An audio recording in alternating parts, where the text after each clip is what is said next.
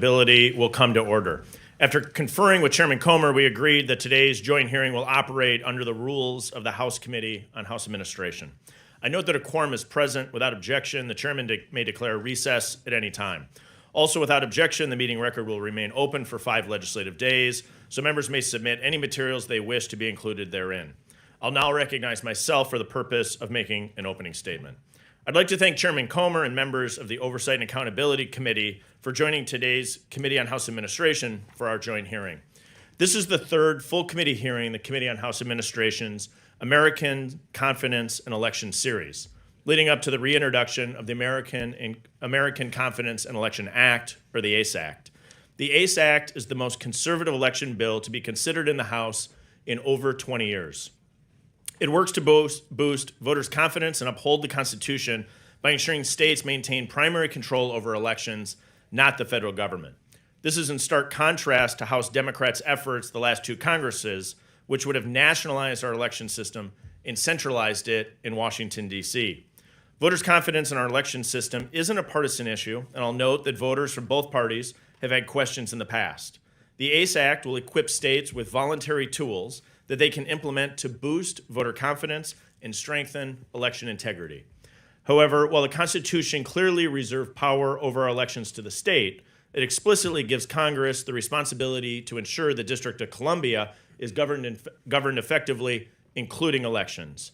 That's why it's important to have today's hearing alongside the Oversight Committee.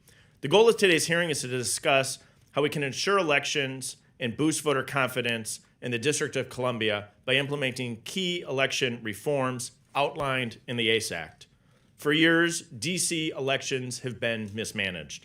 In 2015, the Board of Elections sent verification postcards to 260,000 inactive voters, with nearly 40,000 of those returned as undeliverable. It's a big number. In 2015, the D.C. auditor reviewed a list of people who died the year before. Every single person reviewed was still on the voter rolls and eligible to vote. D.C. failed its audit. That's a huge problem. When a person dies, they should be removed from the voter rolls. The ACE Act fixes this problem. In 2020, D.C.'s bad decisions continued. During the primary, voters waited in line at some polling locations for hours, and some never received mail-in ballots. D.C. then made the decision to allow voters to submit ballots by unsecure email. This raises serious concerns about election integrity and erodes confidence in our elections. In the 2020 general election, the D.C. Board of Elections mailed every person on an unmaintained list a ballot. A post-election audit found that 11% of the 421,000 ballots sent were undeliverable. That's nearly 50,000 ballots. 2 years later, during the 2022 midterm, 508,000 ballots were mailed and nearly 90,000 were undeliverable. That's on top of hundreds of voters who were mailed incorrect ballots. Did D.C. work to address these errors? No. D.C. allows voting without a photo ID. D.C. allows ballot harvesting. D.C. allows non-citizens to vote. It's a huge problem. The ACE Act will fix it. We already know that left-leaning organizations accept millions in foreign money intended to influence American politics. We should all work against foreign influence in our elections. But what will D.C. do? Under a new local law, D.C. made elections more susceptible to foreign interference. After living here for just 30 days, embassy staff from Russia or China could cast a ballot in Washington, D.C. elections. This is beyond unacceptable. American elections should be for American citizens. Our nation's capital should be a beacon of democracy and a national model for excellence in elections administration. This isn't about who wins or loses elections, but rather ensuring voters have confidence in our elections. That's why we need the ACE Act. I'm focused on using Congress's constitutional authority to bring common sense election integrity reforms to the district and protect its voters. The ACE Act takes D.C. from being the poster child on how not to run an election to being the model for states to follow. The ACE Act will make 10 essential reforms in D.C., including 1, requiring strong voter ID laws, 2, prohibiting non-citizens from voting, 3, requiring annual voter list maintenance, and 4, stopping unsolicited mailing of ballots to unmaintained lists. Contrary to what many on the left have said, including what I anticipate we'll hear today, the data shows that states that have implemented common sense election integrity laws have experienced increased voter turnout. It's time to follow the facts and not the false narratives. If Democrats want to work together and encourage more people to vote, they can start by supporting the ACE Act to strengthen voter confidence right here in our nation's capital. Thank you. And I now recognize the chairman of the Committee on Oversight and Accountability, Mr. Comer, for the purpose of providing an opening statement. Thank you, Mr. Chairman. Today we gather with our friends at the Committee on House Administration to consider the election laws of the District of Columbia and the provisions of the Title I, Subtitle D of the American Confidence in Elections Act, or the ACE Act. The right to vote is a hallmark of our republic. Americans' voices are heard when their ballots are cast. Americans must have confidence that our nation's elections are free and fair. Unfortunately, in recent years, we have witnessed firsthand how a lack of safeguards delay election results, creating uncertainty. Political operatives are abusing the practice of ballot harvesting in many jurisdictions across the country. Mail-in voting has been dramatically expanded without safeguards, hurting the voters' confidence in our election systems. For example, ballots are showing up at wrong or outdated addresses due to inaccurate voter lists. Ballots are even being sent to voters who have died. The primary characteristics of the American voting system should be transparency and certainty, not confusion and doubt. The American people should be confident in our voting processes and confident that their vote counts. And that includes in our nation's capital. That is why we are introducing the ACE Act. The ACE Act sets forth best practices to ensure a safe, accessible, and secure election system. Our nation's capital, which falls squarely under Congress's jurisdiction, will adopt these best practices and serve as a model for the rest of the country. The system will require valid identification to vote, prohibit ballot harvesting by unrelated third parties, ensure public access to observe the election process, ensure security of mail-in ballots, prohibit non-U.S. citizens from voting in D.C. elections, and implement other common sense reforms like routine maintenance of official voter rolls. This act also respects the federalist approach to our election system enshrined in the Constitution. Instead of federalizing our electoral system, as our Democrat colleagues tried to do last Congress, this act respects the state to administer its elections in the best way for the voters of that specific state. The reforms of the ACE Act will hopefully create a system that other states will look to as a model for a secure election system. Americans need to have faith that their elections are secure, and this legislation works to restore confidence in these systems. I look forward to hearing the testimony of our witnesses and to discussing how this body can legislate common sense reforms to elections in Washington, D.C. that the states can look to as a model for secure and fair elections. Mr. Chair, I yield back. Thank you. I now recognize the ranking member of the Committee on House Administration, Mr. Morelli, for the purpose of providing an opening statement. Good morning. Thank you, Chairman Stile, for welcoming us today. And thank you to Chair Comer and my good friend, Ranking Member Jamie Raskin, and my colleagues on the Oversight Committee for being with us today. I would say this is becoming tedious, but I think we passed that point months ago. For at least the seventh time this Congress, in what is not even 6 months old, the Committee on House Administration has held an elections-related hearing to discuss this speculative, by all measures entirely unproven, lack of integrity Republicans claim exists in our elections. It appears the Committee on House Administration has turned into the Committee on Redundancy Committee. The hyperfixation on the part of the majority concerns me.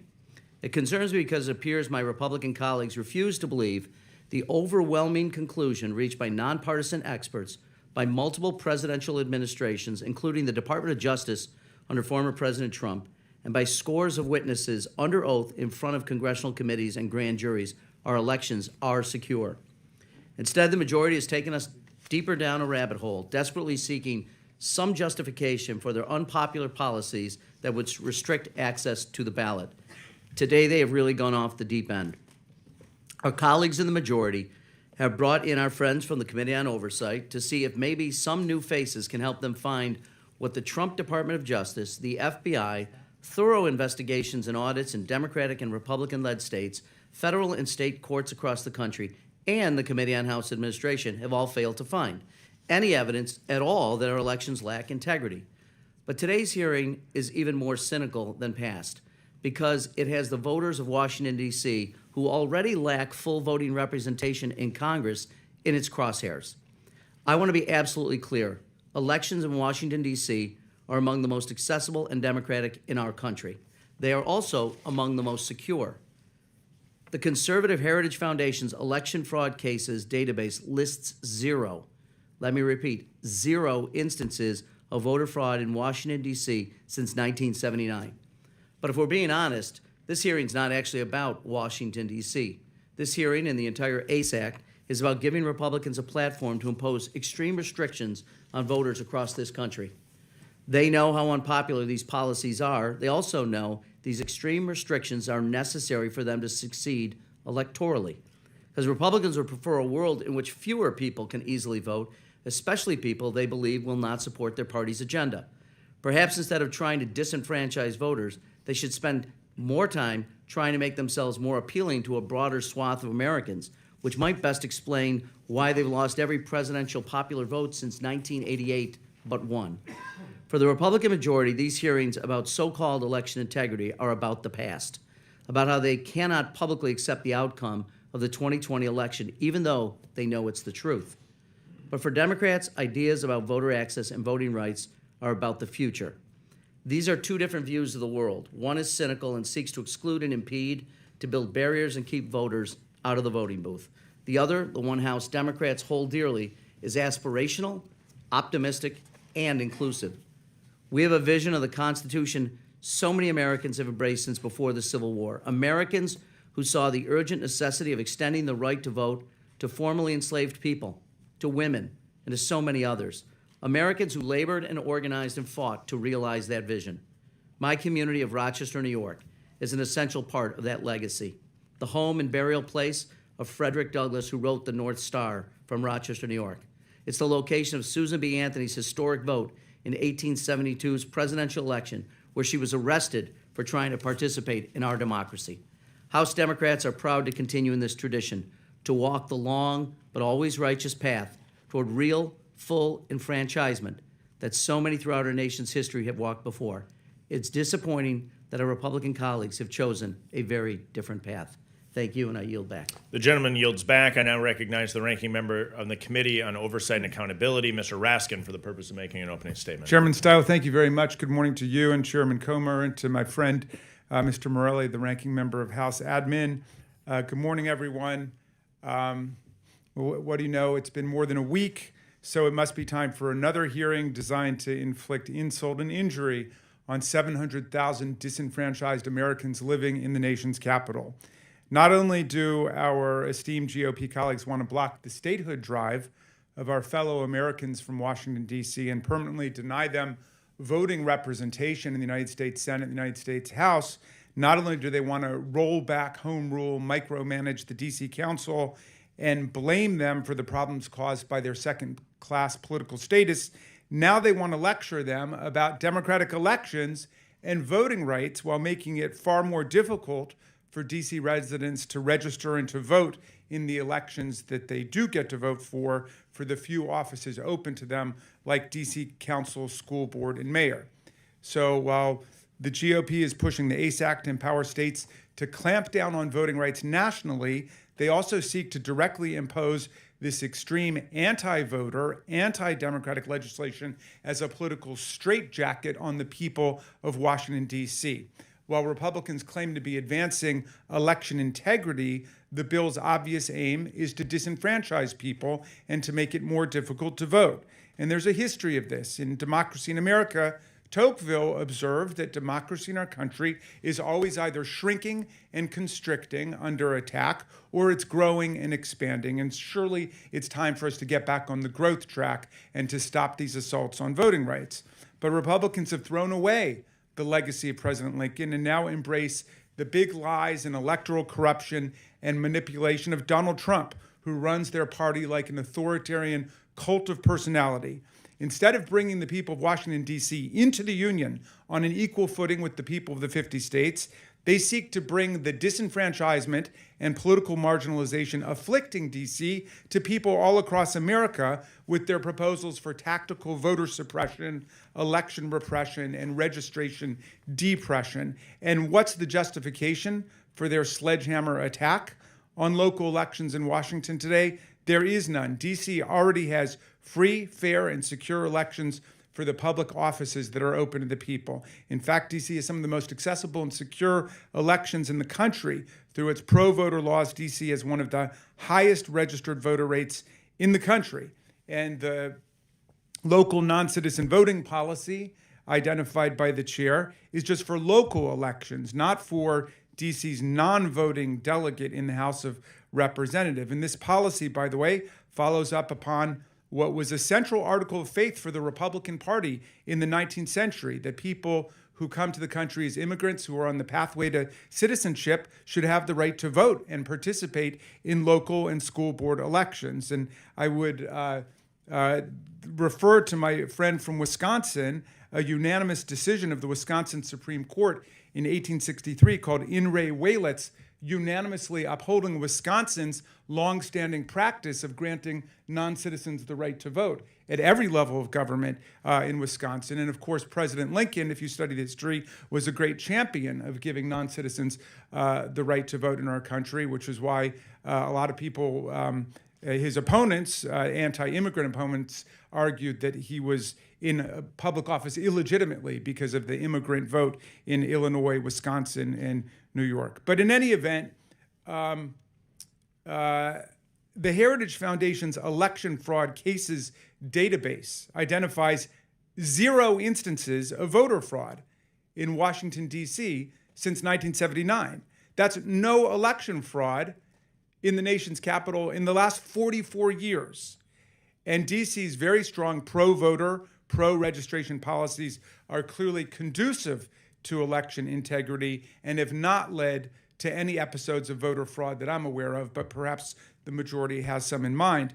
The only plausible reason for this legislation today is for people who really know nothing about local Washington, D.C., beyond Capitol Hill, to use D.C. as a whipping post, a guinea pig, and a sacrificial lamb in their effort to constrict the vote and depress participation nationally. With this hearing, our friends in the GOP have moved from the macro suppression of representation, voting rights, and political voice in Washington to the micro suppression of local voting rights to keep people from even getting to the polls to cast ballots for candidates for the few offices that D.C. residents are actually allowed to fill. This bill is unnecessary, unfair, undemocratic, and unworthy of this body. Thank you, and I yield back. The gentleman yields back. Without objection, all other members' opening statements will be made part of the record if they're submitted to the committee clerk by 5 p.m. today. Pursuant to paragraph B of Committee Rule 6, the witnesses will please stand and raise your right hand.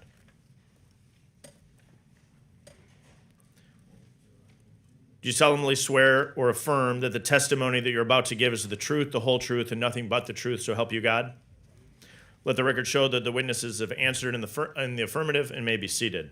I'll now introduce our witnesses. Our first witness, Mr. Ken Cuccinelli, serves as the National Chairman on the Election Transparency Initiative. Previously, Mr. Cuccinelli served in the federal government, first as Acting Director of the U.S. Citizenship and Immigration Services, and then as the Acting Deputy Secretary of the Department of Homeland Security. Our next witness, Mr. Charlie Spies, is a D.C. voter and has been providing strategic political law counsel at the highest levels for over 2 decades. Our next witness, Ms. Monica Evans, serves as the Executive Director of the D.C. Board of Elections. Prior to joining the board, Ms. Evans served as the Director of Grants Management at the U.S. Election Assistance Commission. Our final witness, Ms. Wendy Weiser, directs the Democracy Program at the Brennan Center for Justice at the NYU School of Law. We appreciate all of our witnesses being here today and look forward to your testimony. As a reminder, we've read your written statement and it will appear in full in the hearing record. Under Committee Rule 9, you're to limit your oral presentation to a brief summary of your written statements.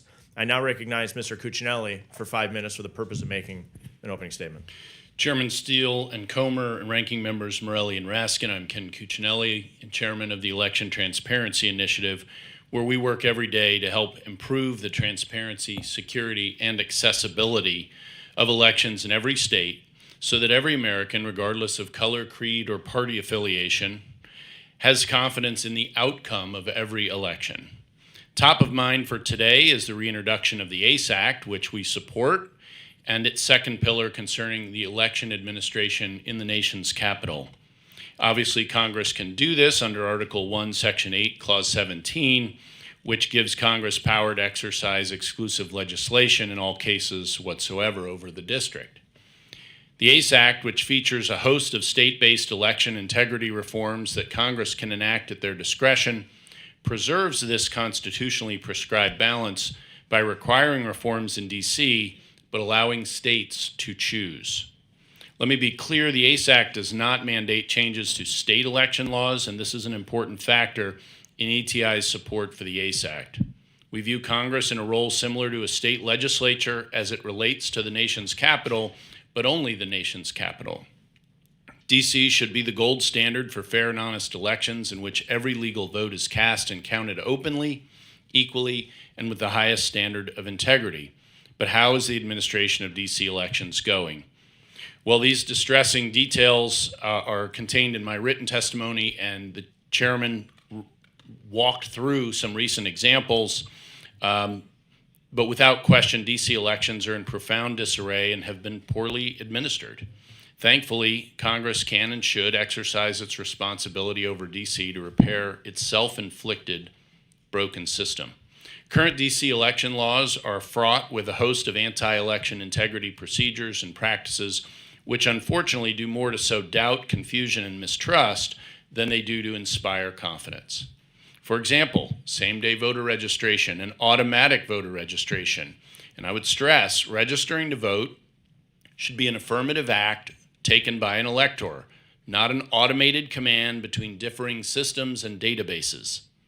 Allowing pre-registration of eligible 16-year-old residents who are then automatically registered to vote upon turning 18. Inflating the voter rolls with potentially ineligible voters that are then ripe for mismanagement, abuse, and even fraud. No excuse absentee voting with a permanent absentee voting list. No ID requirement to vote after the voter has voted once in a previous election, just proof of residence, no photo required. Unsecured and unguarded drop boxes, and DC's infamous non-citizen voting law, which would allow green card holders and residents or those here illegally to vote so long as they're 18 or older and have been in DC for at least 30 days. That's right, non-citizens, including foreign nationals who've pledged loyalty to other countries such as Russia or China, would be allowed to vote in DC thanks in part to Senator Schumer and Senate Democrats who refused to preserve citizen-only voting when they had the chance. Even the Washington Post recognizes that elections in our nation's capital shouldn't be decided by the votes of Russian and Chinese nationals working at their country's embassies or non-citizens in the country illegally. Ranking Member Raskin, who I sit before today, was asked during a February 6 Rules Committee hearing if he supported allowing non-citizen staff of the Embassy of the Russian Federation the right to vote in D.C. elections. He replied, "I've opposed Vladimir Putin's massive social disinformation campaign against American democracy, and I'm opposed to Russian subversion of democracy all over the world. So if they asked me my advice, I would say vote against that." And now you will all have the chance to do just that with the introduction of the ACE Act. The ACE Act would address D.C. elections through proven fundamental common sense reforms rooted in ballot and voter integrity, beginning with voter ID for in-person and mail-in voting. Voter ID, and particularly photo ID, is overwhelmingly popular among virtually every voting demographic, regardless of party, race, or where a man or woman lives, because it protects the right to vote in elections that are secure and fair. There are many other, Congress has work to do to fix DC's elections, and the problems referenced in my testimony today and my obviously longer submitted statement.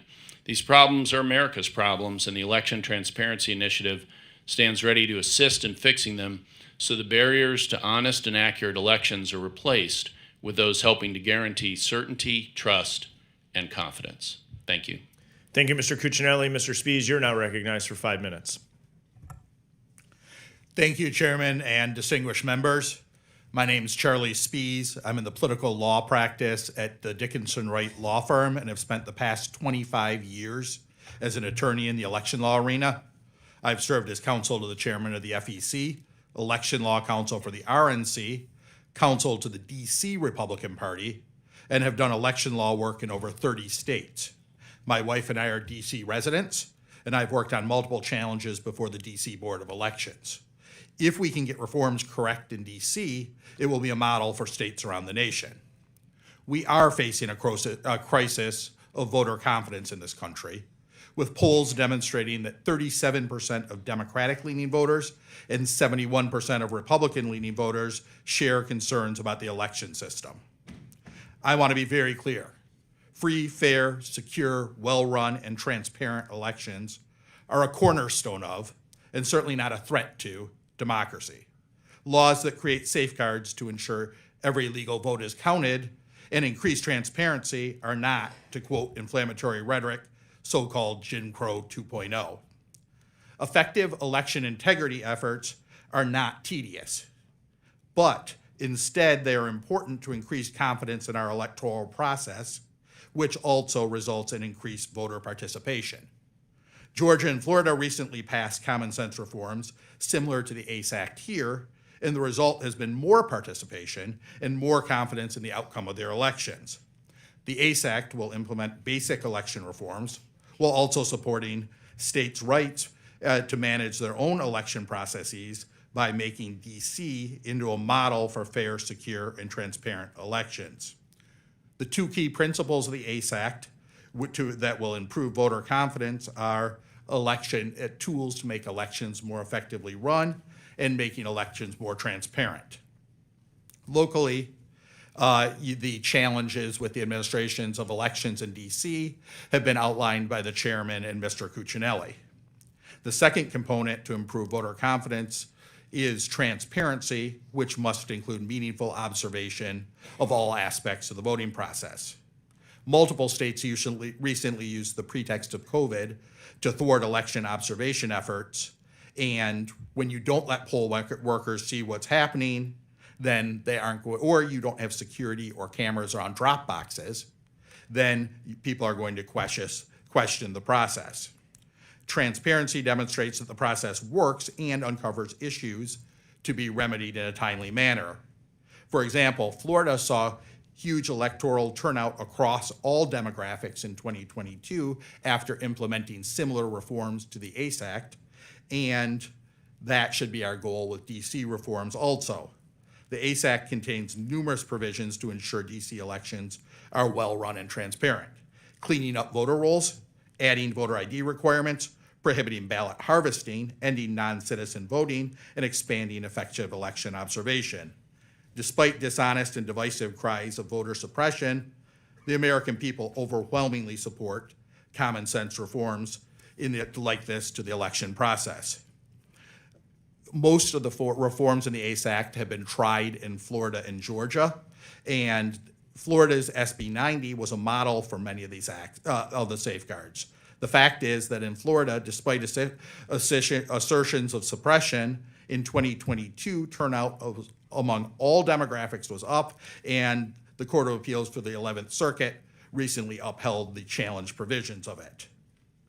The same can be said about Georgia. After Senate Bill 202 was signed into law, Georgia received national backlash, but the reality is that Georgia saw record-breaking turnout last November, and a University of Georgia survey of voters taken after the elections found that exactly 0% of Black respondents reported a poor voting experience.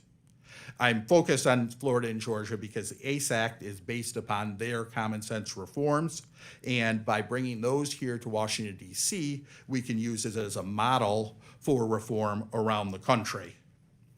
Thank you for the invitation to discuss the opportunity to use D.C. as the model for electoral reform, and I look forward to answering your questions. Thank you very much, Mr. Spies. Ms. Evans, you're now recognized for 5 minutes. Thank you. Chairman Still, Ranking Member Morelli, Chairman Comer, Ranking Member Raskin, and members of the committees. I appreciate the opportunity to appear before you today to address the operations of DC Board of Elections. I am here today in my role as Executive Director of the DCBOE, and today I would like to discuss the process of administering elections in the district. The DC Board of Elections is a charter independent agency comprised of a bipartisan 3-member board who are each confirmed by the DC Council once nominated by the mayor. As the Executive Director, I am appointed by and serve at the pleasure of the board. Along with a small but dedicated staff, I am responsible for carrying out the board's mission. My office does not introduce legislation, we do not pass legislation, nor do we opine on legislation. We do not comment on the policy decisions made or proposed by elected officials. We implement election laws as they exist or as they may be amended from time to time by elected officials. When needed, we comment to the DC Council regarding the administrative requirements and the fiscal impact of implementing pending legislation. Similar to Congress, the DC Council solicits feedback from constituents and hosts public hearings prior to the enactment of any legislation. As you know, in the District of Columbia, there is also a 30-day congressional review period for all council-enacted legislation. Once a DC law passes congressional review, we administer it with neutrality and independence. Generally, DCBOE considers its efforts successful when all eligible individuals who wish to participate in the electoral process can do so simply, efficiently, and without barriers, and with confidence that their votes will be counted as they intended, and stakeholders have confidence in the management of the process and the result. DCBOE works and collaborates with state and local elections offices through its participation in national organizations, including the Election Center, the National Association of Election Directors, and the National Association of Secretaries of State.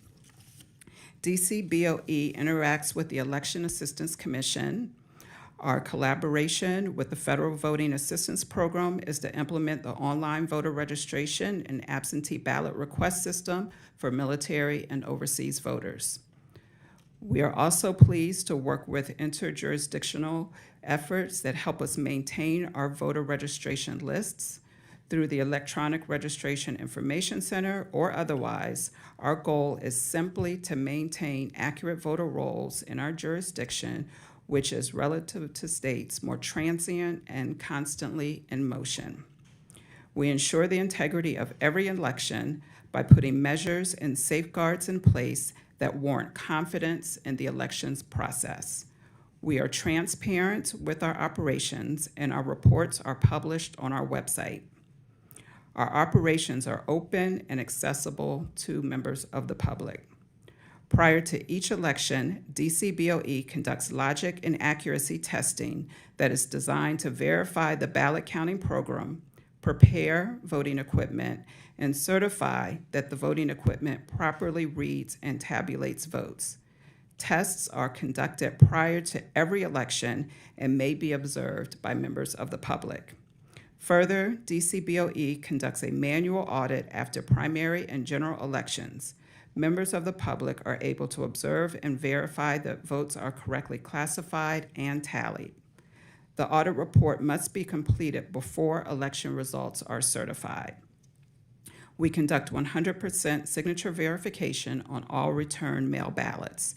Trained employees review scanned signatures from ballots against signatures we have on file. If there is a signature mismatch or if there is no signature, we have a cure process. Voters certify that they are the individual who voted by signing a voter certificate. DCBOE provides guidelines for poll watchers and election observers to ensure the orderly conduct of elections and to protect the rights of all participants in the voting process. We have also been awarded for our efforts. In closing, DCBOE has a dedicated staff that administers elections effectively and with integrity. We work with other jurisdictions to share information and election practices. Simply stated, we are charged with adhering to and implementing election laws that pertain to the District of Columbia. Thank you very much, Ms. Evans. Ms. Weiser, you're now recognized for 5 minutes. Thank you. Chairman Stile, Chairman Comer, Ranking Member Morelli, and Ranking Member Raskin. Free and fair elections are the cornerstone of American democracy, but they are facing serious and in many ways unprecedented threats. The problem is not voter fraud. We've just had 2 of the most secure federal elections in American history. The problem is a sustained anti-democratic push to reduce access to voting, meddle in election administration and equipment, and create a climate of fear around elections while underinvesting in real access and security needs. This push has been driven by false claims and election denial, and it threatens to undermine the freedom to vote and election integrity in future federal elections. At the Brennan Center for Justice, a nonpartisan think tank and law center, we are tracking 4 kinds of threats. First, Americans are facing a more concerted effort to restrict access to voting than we have in generations. Last year, voters in 20 states faced 33 new laws making it harder to vote, and this year we're on a similar track. These laws especially target voters of color, and it is not the case that turnout is up equally across all demographics. In fact, nationally, the turnout gap between white and non-white voters was larger in 2022 than in any federal general election since at least 2000, and it is growing. Second, our elections face elevated levels of harassment and threats of violence. Election officials in particular have been targeted relentlessly, but voters and even elected officials have not been spared. Third, we're seeing attempts to prevent we're seeing increasing efforts to sabotage election administration and outcomes, from attempts to prevent certification of valid results to new laws making it easier for partisans to interfere in election counting and election administration. Fourth, there are increased threats of infiltration of election systems, along with risks from aging and less secure equipment. These problems are not specific to the District of Columbia. They are national problems that require a strong national response. And I submit that response is the Freedom to Vote John R. Lewis Act, which came achingly close to becoming law last year, and Congress should pass that now. Today's hearing on the ACE Act underscores the central role that Congress ought to play in ensuring that every eligible American can cast a ballot and have that ballot securely counted. The U.S. Constitution gives Congress extremely broad authority to set baseline national standards for voting and election administration in federal elections. Unfortunately, the ACE Act's mandates for Washington, D.C. failed to meet this moment. Rather than improving voting access and election integrity, it would roll back critical pro-voter advances that are working well in the district and across the country. For example, it would repeal same-day registration and impose one of the earliest registration deadlines in the country, transforming DC's registration system from one of the most accessible in the country to one of the least. And although Congress has the authority to make laws for DC, it should afford the district the same opportunity as other jurisdictions to set its own local election rules, subject to whatever baseline pro-voter election standards that Congress sets for the nation. At bottom, the ACE Act would restrict voting access for DC's hundreds of thousands of voters, none of whom have voting representation in the Congress considering this bill, and that is unfair. The people of the District of Columbia deserve the same local sovereignty that other Americans have. They also deserve the full representative citizenship that can only be obtained via statehood. DC has a larger population than Vermont or Wyoming, and its citizens pay more taxes than those of 22 states. DC voters overwhelmingly voted in favor of statehood. For the district's majority non-white population, this is not just a matter of self-determination, but also an essential civil rights issue.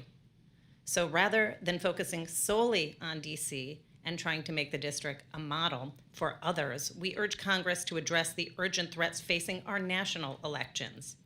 Congress should pass sensible, pro-voter, pro-democracy baseline standards that apply equally across the country, the standards in the Freedom to Vote John R. Lewis Act. Our democracy can't wait. Thank you. Thank you very much. I'll begin our questions today, followed by Ranking Member Morelli. We'll then alternate between parties, and because this is a joint hearing, alternate between membership of each committee by seniority, respectively. We have 57 members here, about 1/8 of the House of Representatives, and so I will hold us quite tightly to the 5 minutes. I'll now recognize myself for the purpose of questioning our witnesses. Ms. Evans, if I can start with you. You're the current executive director of the D.C. Board of Elections. You don't make election law, but you implement election policy. Is that correct? That is correct. And so in Washington, D.C., if you're a D.C. resident, you'd need a photo ID to board an airplane. You'd need a photo ID to buy a 6-pack of beer. Do you need a photo ID to vote in a D.C. election? When an individual shows up to a vote center, they do not need to submit a voter identification. So you don't need photo ID if you're voting in Washington, D.C., although you That need it is to buy a correct. 6-pack of beer, you need it to board an airplane. Ms. Evans, did D.C. just pass a law that would allow non-citizens to vote in D.C. elections? In DC local elections, that is correct. So starting in 2024, next year, non-citizens will be allowed to vote in D.C., correct? In local elections, that is correct. So, Mr. Cuccinelli, if I can, Ms. Evans said not only does D.C. Allow non-citizens to vote, they don't require photo ID to vote in D.C. elections. Doesn't that mean that people who aren't eligible could vote in D.C. elections? Is particularly when you have a system that isn't running very well in the first place, yes. So isn't it important that people are who they say they are when they show up to the polls, and photo ID would help ensure that? Absolutely, and that's actually the phrasing I recall Vice President Harris using in a BET interview about 2 years ago. So, Mr. Cuccinelli, let me shift gears slightly. Under D.C.'s kind of crazy new non-citizen voting law, doesn't that mean that embassy staff at the Russian embassy or the Chinese embassy, after being in Washington, D.C. for just 30 days, could vote in D.C. elections? That's exactly what it means. And so if Washington, D.C. implemented photo ID for voting and allowed non-citizens to vote, an individual working at the Russian embassy could pull out a Russian embassy passport and vote in our nation's capital? That's exactly right. That's ridiculous. The ACE Also Act, exactly right. it's ridiculous. This is the nation's capital. We shouldn't have Russian embassy or Chinese embassy staff voting in our elections. In fact, only U.S. citizens should be voting in American elections. Mr. Cuccinelli, the ACE Act is the strongest conservative election integrity legislation to be considered in the House in a generation. But the left kind of comes at it with these visceral attacks, the same attacks that they tried to use in Georgia when Georgia passed their voter integrity provisions. In fact, last night, the Committee on House Administration Democratic Twitter account said the ACE Act directly threatens the district and our democracy. Does photo ID threaten the district and our democracy? No, it protects it. Does prohibiting non-citizens from voting, is that a threat to democracy? It protects the democracy and the value of U.S. citizenship. Does maintaining clean voter rolls, is that a threat to democracy? No, it is a protection for democracy. So what are they talking about? They're talking about a 20-year-old narrative where they attack anything that makes elections cleaner and more secure and more transparent. It is not a new attack. It's been going on for a long time. This is just the modern version of it. We heard the Jim Crow 2.0. Charlie Spies touched on this. And Georgia was the center point of this over the last 2 years. That's where the real explosion took place. And after all this hyperbole in Georgia, the President of the United States leans in, makes false claims. The Washington Post comes back, gives 4 Pinocchios to the president. The false narrative is driven. Major League Baseball removes the All-Star game from Atlanta off this false narrative. Then we get to the election. What happens in Georgia? Was the Democratic narrative proven true? No, they had record turnout. The narrative was proven completely false. And one of the universities down there, obviously from the left side of the spectrum politically, polled after and found that 0% of black voters had a bad voting experience, and the black and white report of good voting experience was within tenths of a percent of one another, over 72% of both populations. Which shows that putting in place good election integrity laws actually increases voter confidence and increases voter turnout across demographic groups. I think that's important. That's what the ASAC does. I appreciate your comments here, and I yield back. I'll now recognize the ranking member, Mr. Morelli, for 5 minutes for the purpose of asking questions. Thank you, Mr. Chairman. Let me begin, Mr. Cuccinelli. Did Joe Biden win the 2020 presidential election? Well, he's the president today, so yes. Yes, he did win the election. Mr. Speed, that's your answer? He did win the election. He's the president today, so yes, he won the election. Well, question of whether or not it's the president and the question of whether or not he won the election are actually two different questions. In your opinion, did he win the election? He is the president today, and it's because he won that election. Yes. Okay. And he won that election because the Hunter Biden story was suppressed and because of Zuckerbucks. Wow. Mr. Spies, did Joe Biden win the 2020 presidential election? George Bush won the 2000 and 2004 election. Donald Trump won the 2016 election. Brian Kemp won the 2018 election. And Joe Biden won the 2020 election. All were challenged. Okay, Ms. Holmes, did Joe Biden win the 2020 election? I'm assuming you're addressing me, Ms. Evans, and yes, that is correct. Oh, I'm sorry, Ms. Evans, my apologies, yes. Ms. Weiser, did Joe Biden win the 2020 election? I'd like to stick with you, Ms. Weiser. Weiser, I'm sorry, my apologies. Boy, I'm really messing up names here. I really apologize to everyone. Ms. Weiser, in the aftermath of the 2020 election, the threats to election workers rose significantly. Many election workers targeted by internet rumors, public officials, even by the then President of the United States. And yet they're a key element in our democratic process. Common sense rules are needed to ensure election workers can keep their workplace safe and secure. And I love your opinion. First of all, can more be done to protect poll workers and others who facilitate and support our elections? And then does the ACE Act do enough, in your opinion, to support safety and security of election workers? Thank you for your question.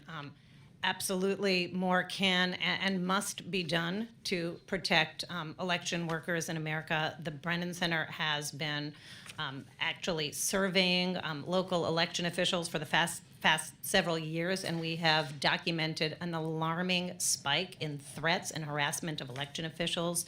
Just earlier this year, we found that nearly 1 in 3 election officials have been threatened, harassed, or abused for doing their jobs. 45% fear for the safety of their colleagues, and more than 1 in 5 are concerned about being assaulted on the job. And the concerns are actually the highest for election officials that are serving communities of color in America.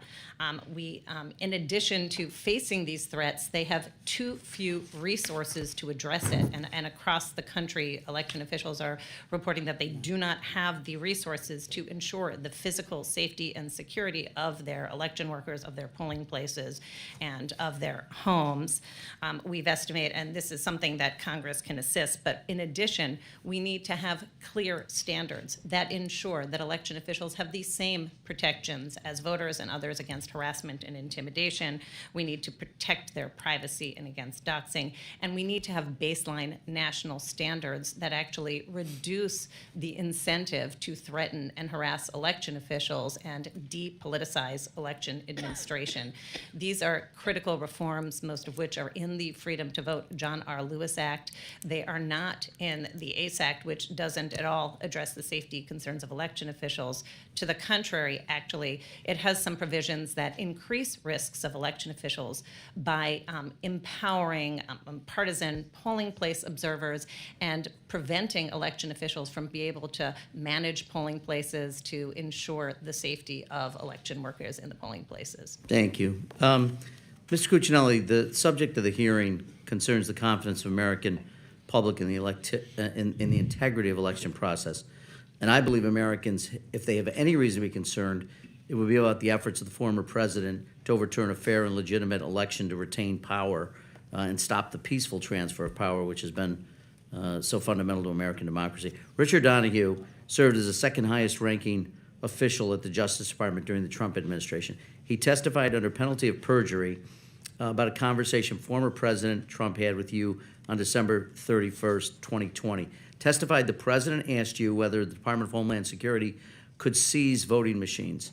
Frankly, a desperate attempt to overturn the election.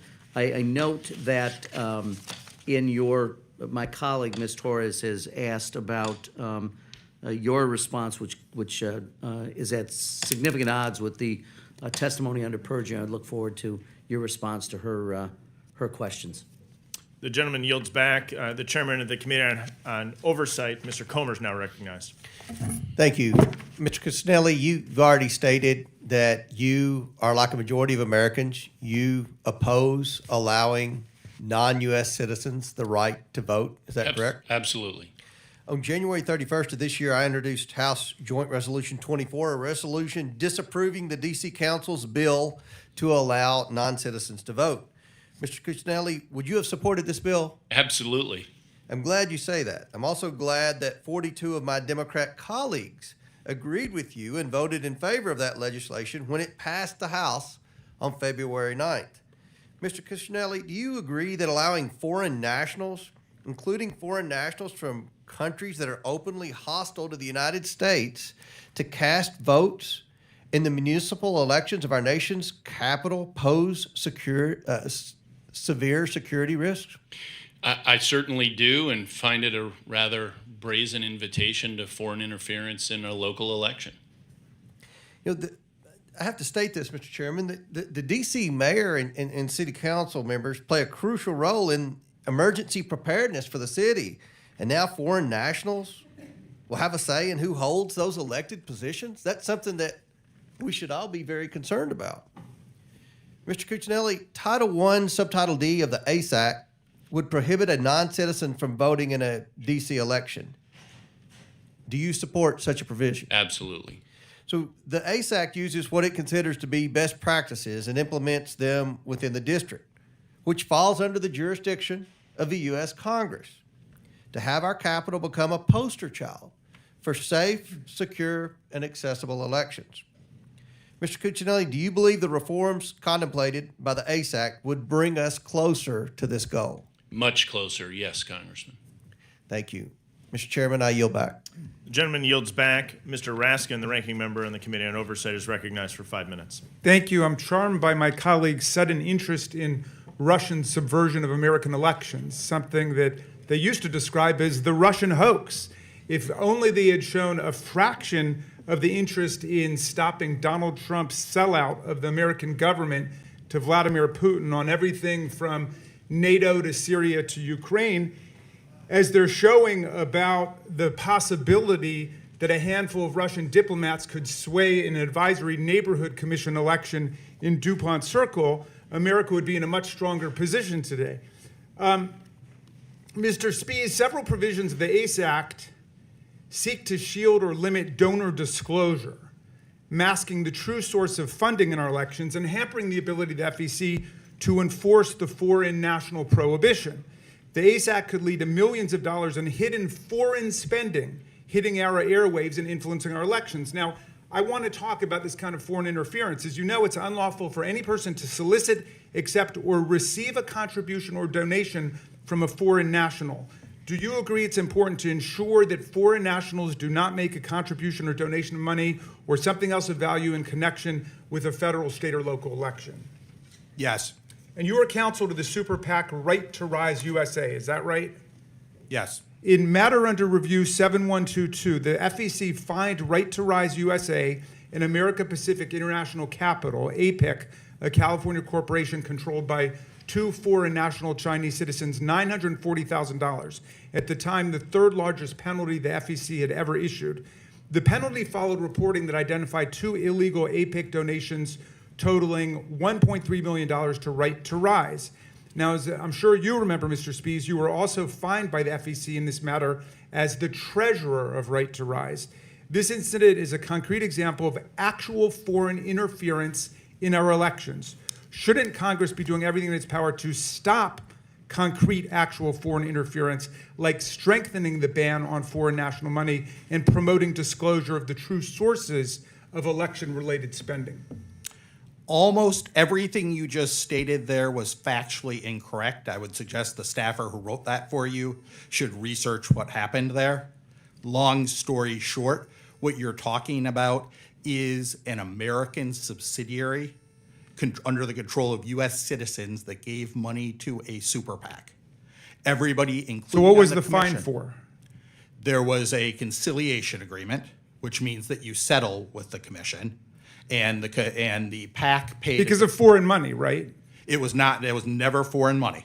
The allegation was that it was U.S. money, but that a foreign national was the counsel at the foreign company by having legal review of whether it was permissible to contribute. That meant that you had a foreign citizen allegedly involved in the contribution, but it was never alleged to be foreign money. This was a U.S. money, but there was a Okay, I'm foreign going to have to lawyer cut you. involved in Send it. us a memo about the So are rest you of it. concerned All I've about got the is the facts or FEC just- decision. Okay, forgive me. I'm reclaiming my time. So it's just a I'm cheap fact? reclaiming my time, Mr. Chairman. It's my time.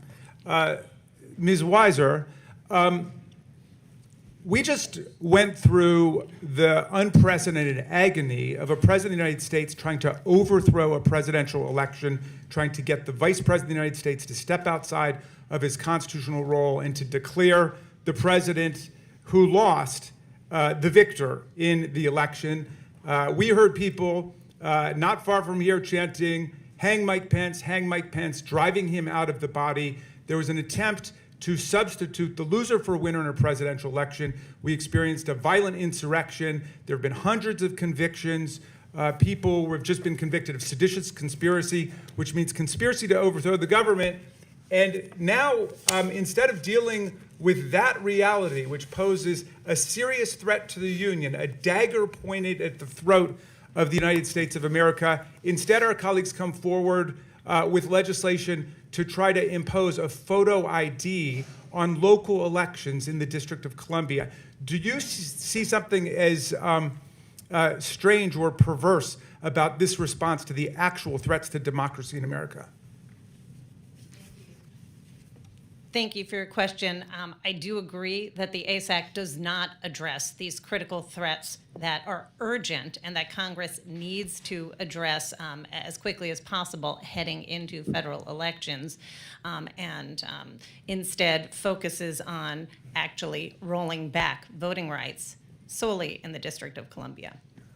All right, thank you. I yield back, Mr. Chairman. The gentleman yields back. The gentleman from Georgia, Mr. Loudermilk, is recognized for 5 minutes. Well, thank you, Mr. Chairman. And before getting into my questions, I just want to bring up something that I'd heard earlier, and I'm a bit surprised that the minority is criticizing this committee for having so many hearings on a piece of legislation that is very important to Americans. Look, debate, careful consideration, and transparency is the hallmark of American legislative process. I look out at the crowd here and I can see people who are probably on both sides of this issue.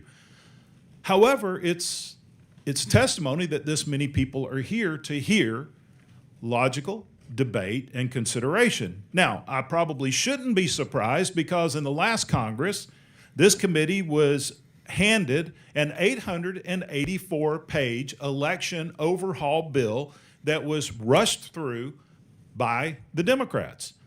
884 pages long. We had 2 hearings, 2 short hearings, and no markup before it was rushed to the House floor. This bill is 1/6 of the size of that bill. We've had 7 hearings, including today. We've got more scheduled to come. I don't see that as a problem. I see that as doing things the right and proper way. Now, with that said, Mr. Cuccinelli, Article 1, Section 4 of the Constitution grants primary authority to states to run elections, how they see fit, and gives Congress purely a secondary role. Why is that important? Well, I would add one item as to why it's important that it gets rarely discussed. It sort of comes from my old DHS hat, and that is the simple matter of, we've had comments from myself included about election interference. If you have 51 different elections picking your president, we'll take the one national election, it is the security equivalent of a diversified financial portfolio. If you hack a state, you've hacked one state. If H.R. 1 and H.R. 4 of the previous Congress had become law, you'd have had one big election system. You hack one election system, you can actually affect outcomes much more easily. The more you hack more states, the more likely you are to get caught. That is a high deterrent for a nation state. So that is a very little discussed benefit to the states running elections. They are all done differently, District of Columbia included, and that's a real benefit for American security. But under our current Constitution, and I know some want to change this, the District of Columbia is subject to congressional authority, correct? Yes. And I'm going to divert a little bit because of something that was asked earlier. We were talking, the chairman was talking about foreign nationals, that live here. Now they can vote in D.C. Mr. Cuccinelli, I know you're an attorney. Do we have foreign nationals that do live in the United States that are not citizens? Millions of them. Do we have those that have permanently made the United States their residency or their domicile that are not U.S. citizens? Millions of them. Let me read to you what the qualifications for the office of mayor in the District of Columbia currently are. No person shall hold the office of mayor unless he is a qualified elector. Would someone that we described, the chairman described earlier, that may be a foreign national that worked at the Russian embassy but now just decided to stay in D.C. and because of our current status of not just allowing anybody to come to the country and stay here, would not force them to leave? Is that a scenario that's possible? And would that person be a qualified elector? Under the current definition. Second qualification, has resided and domiciled in the district for 1 year, immediately preceding the day on which the general or special election for mayor is to be held. Is that scenario possible, that someone who is a former employee of the Russian or Chinese embassy decided to stay in the United States, is qualified to vote in the District of Columbia, could run for mayor of the District of Columbia? Absolutely. Has not been convicted of a felony while holding the office, and then it talks about various types of employment. Now, I'm not an attorney, but I can read some legal documents. And from what I'm seeing here, I could be wrong, it could be something else in the code book for the District of Columbia, but what I'm reading right here directly off the District of Columbia's qualifications is that someone who has worked for an adversary to the United States could run and become mayor of the District of Columbia. Is that what you read? Yes. I'll submit my other questions for the record to Mr. Chairman. I yield back. The gentleman yields back. Ms. Holmes Norton is recognized for 5 minutes. Thank you, Mr. Chairman. The D.C. statehood bill is clearly constitutional. As leading constitutional scholars said in a letter to Congress, and I'm quoting, "There is no constitutional barrier to passing the bill." In the 116th and 117th Congresses, the House passed the D.C. statehood bill. This Congress, the bill has 193 co-sponsors in the House and 45 in the Senate. The bill would admit the state of Washington Douglas Commonwealth and reduce the size of the federal district, also known as the District of Columbia. The state would consist of 66 of the 68 miles of the current federal district, and the reduced federal district, over which Congress would retain plenary authority, would consist of the other 2 square miles. There is no precedent for Congress admitting new states and reducing the size. There is precedent for Congress admitting new states and reducing the size of the federal district.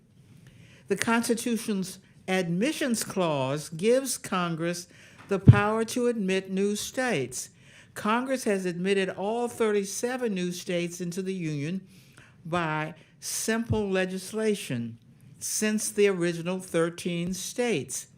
The Constitution's district clause gives Congress plenary authority over the federal district. Congress used this authority to reduce the size of the federal district by 30% in 1846.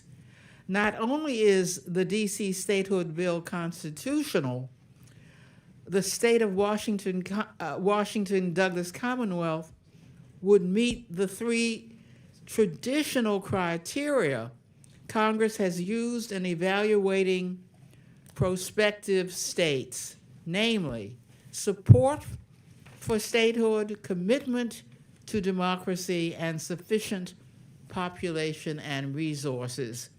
In particular, in 2016, 86% of DC residents voted for statehood. Ms. Weiser, why do you think DC residents overwhelmingly support statehood?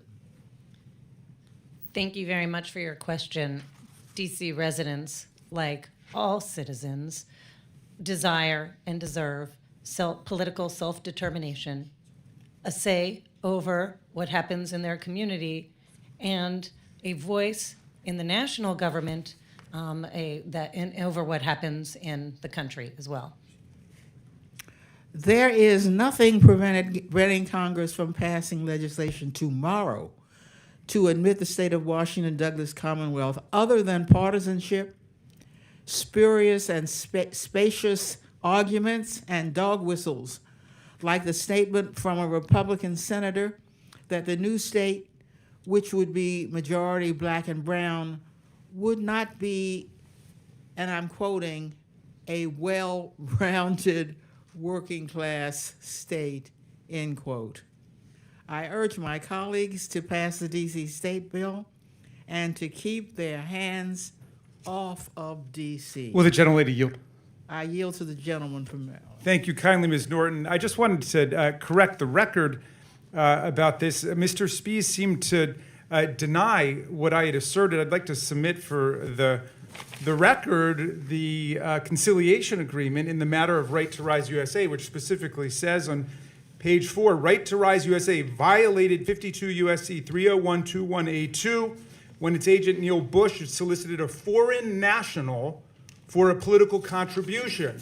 Right to Rise USA violated 52 U.S.C. 30121A2 by accepting APIC's contributions. Respondents will cease and desist and will pay a civil penalty to the commission in the amount of $390,000. And this was signed for the respondents by you, Mr. Spies, on February 13th, 2019. Do you deny any of that? I would be happy to explain if you'd like to give me more time. Sure, and we can also explain it by entering into this, the record, how a Chinese-owned firm entered U.S. presidential politics August 3rd, 2016. Intercept, Mr. Chairman. Without objection, the gentleman may answer Please. the question.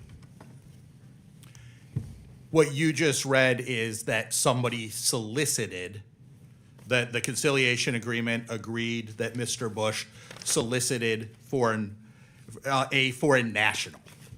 And what that meant is that he spoke with the counsel of a foreign parent company about whether it was permissible for domestic money to be contributed. No foreign money was contributed to the super PAC. No, it says you accepted APIC's contributions. If it was American money, why would you be entering into an agreement to embrace your own guilt in the matter? I was the counsel for an organization that found it was better to conciliate than continue to litigate. Okay, so you did plead guilty to it. I didn't plead guilty, and Well, the you organization admitted- did not the plead guilty. gentlelady's time is- You are Thank you. misunderstanding how it works. The gentleman yields back. The gentlelady's time has expired. Ms. Bice is now recognized for 5 minutes. Thank you, Mr. Chairman, and I appreciate the witnesses for being here today. First, let me say that I come from the great state of Oklahoma, and in Oklahoma, we have some of, if not the most secure election laws in the entire country. And as such, in 2010, we passed a voter initiative to require voter ID or voter verification at the polls. It passed by almost 75%. And I believe that if you were to put a ballot initiative together nationally to ask if citizens should be required to verify proof of identification at the polls, that you would see an overwhelming number of individuals would support that initiative. Ms. Weiser, I want to start with you. You earlier mentioned that when in 2020 and 2022, there were mail-in ballots submitted across the District of Columbia and mailed out to every single general election voter. Is that correct? Yes, I believe that is correct. And in 2020, wasn't it true that there were ballots that were not accepted and or voters that were not able to vote? And because of that, there was the opportunity for email ballots. Is that correct? I am not familiar with the email ballot, with whether or not there were email ballots. Ms. Evans, would you like to address that? During the 2020 primary election, individuals did not receive their mail ballots, and due to health reasons, we utilized the platform we have for military and overseas voters, and so we did follow the guidelines as far as acceptance of those ballots through that channel. Do you believe, Ms. Weiser, that accepting email ballots diminishes voter confidence? We believe that internet voting is not yet secure nationally as a standard to roll out across the country. Mr. Spies, yes or no? It's not confident. There's in lack of voter limited circumstances, small numbers of ballots can be done securely. We would not recommend expanding that. Mr. Spies, if I can ask you the same question, do you believe that email ballots would diminish voter confidence? Yes. Mr. Cuccinelli? Absolutely. And why is that? Well, because we're all in our own lives all too familiar with the hacking of our own email systems, much less everyone else's. And so when you are reliant on that form for voting, especially in an arrangement where there's no identification even required, much less attempted, it guts confidence in the outcome. And isn't that a reason why we actually ask for proof of identification when we go to the polls, Mr. Spies? We want to be able to ensure that the individual that is submitting their ballot is actually who they say they are. Is that correct? That's exactly right. And I would just note that the 75% statistic you noted in terms of voter ID for Oklahoma is very similar to all the national polling out there, which shows over 75% support for voter ID. And currently, voter ID is not required for mail-in ballots. Is that correct, Ms. Evans? That is correct. And you mentioned in your testimony that signature verification is used. How confident are you in signature verification? And if I can ask, do you sign your signature the same way today that you did 20 years ago? I am confident in signature verification in the District of Columbia.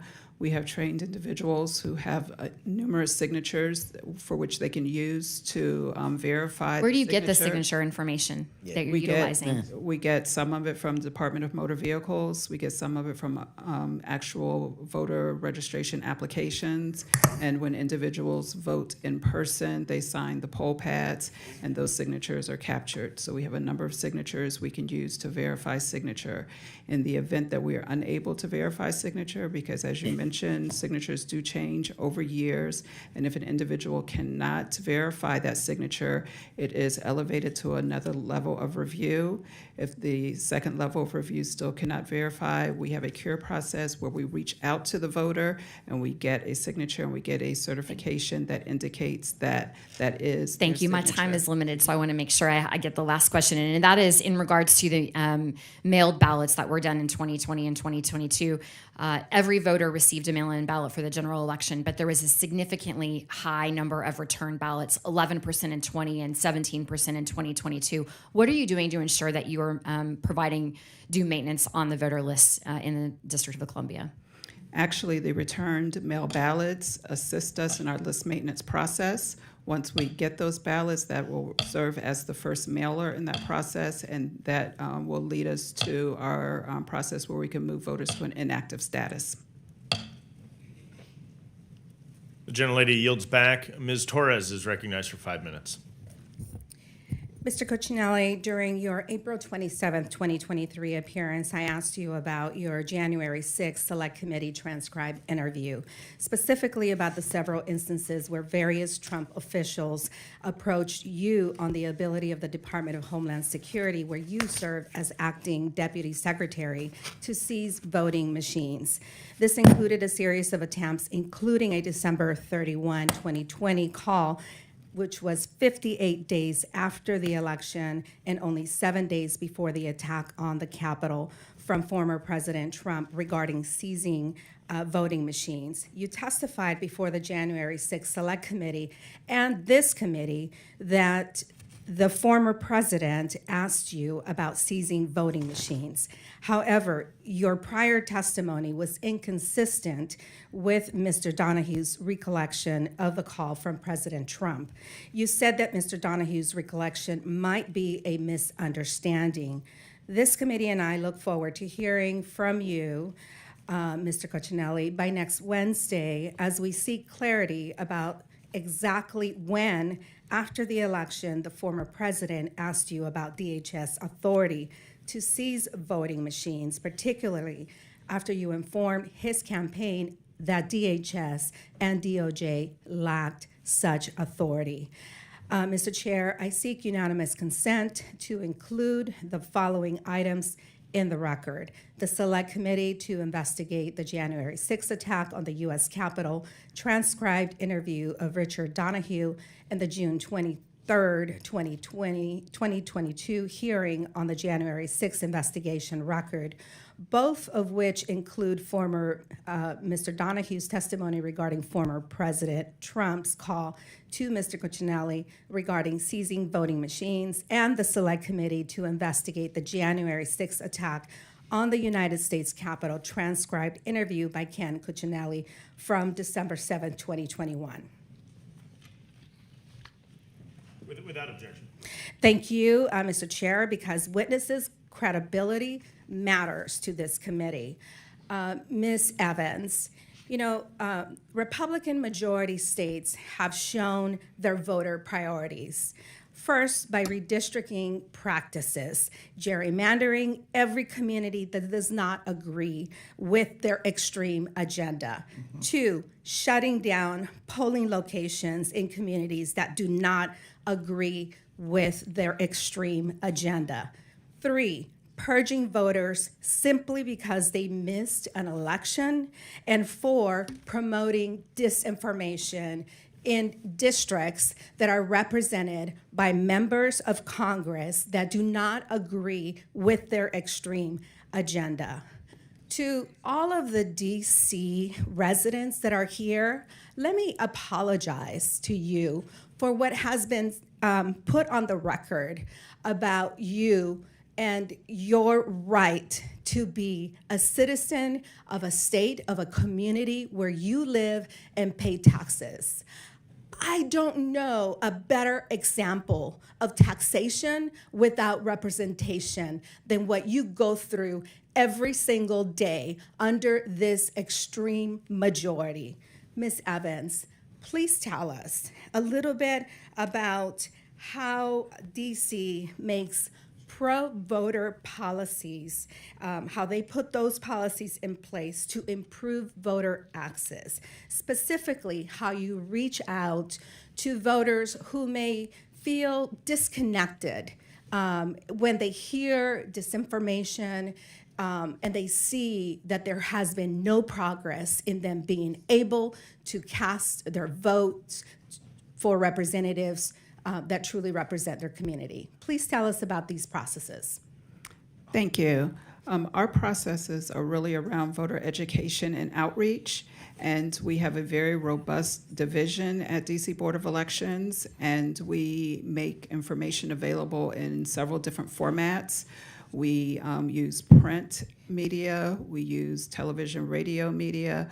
We attempt to address the digital divide by sending material to residents in the District of Columbia, yard signs, door hangers, all of those are mechanisms that we use to get information to the residents and voters in the District of Columbia. In addition to that, we hold roundtables and town halls to receive feedback. And as far as the passage of legislation and laws, District Council and the mayor do the same. Thank you, Ms. Evans, and I yield back. Gentlelady yields back. Mr. Higgins is recognized for 5 minutes. Thank you, Mr. Chairman. Americans watching this are asking themselves, what's the problem with picture ID and what's the problem with photo ID? Why not have photo ID to present when you cast your vote in the United States of America? Americans watching are wondering regarding mail-in ballots, why would there be an automatic mechanism to deliver mail-in ballots or absentee ballots to every registered voter? Americans watching are wondering why would anyone expect that an election system that was designed to encourage fraud, why would you expect it to not experience fraud? Because corruption is born in the heart of man, ladies and gentlemen, not in the mechanisms of man. And Republicans in Congress are carefully and judiciously addressing the very serious concern of election integrities by focusing on D.C. election mechanisms for two primary reasons. One, the Constitution grants every sovereign state the right to determine the means by which elections will take place within that sovereign state. But Congress has unique authority over D.C. because it's our nation's capital. And election integrity is indeed a national concern. So we must address this concern, but do so within the parameters of our constitutional authority. This is why we're focused on D.C. To my D.C. citizens, brothers and sisters, you live in a beautifully unique city, the capital of the nation that stands as the beacon of hope for the entire world. It's a capital city that belongs to all the people. And the people of America are concerned about election integrity. So we put forth legislation through our constitutional authority as Congress for Washington, D.C., that could stand as a model for the entire nation, for the sovereign states that have the authority to determine the means by which elections take place within that state. And these common sense proposals of photo ID, legitimate photo ID to cast a vote, it's difficult to comprehend how anyone would oppose such a measure. The common sense proposal of limiting the numbers of ballots that are uncontrolled, delivered to homes across that voting area, collected in unsecured ballot boxes. There's common sense to control that.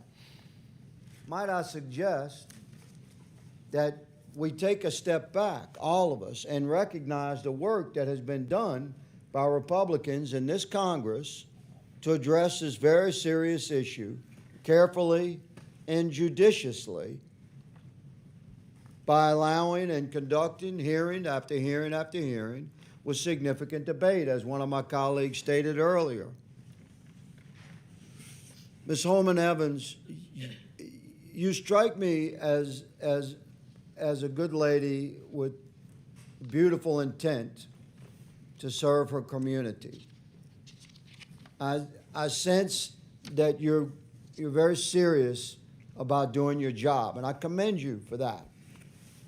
And I would ask you candidly here, before the entire country, is there any single measure of the legislation proposed that you would consider to be a common sense control that should be enacted to help us secure our elections in your jurisdictional authority?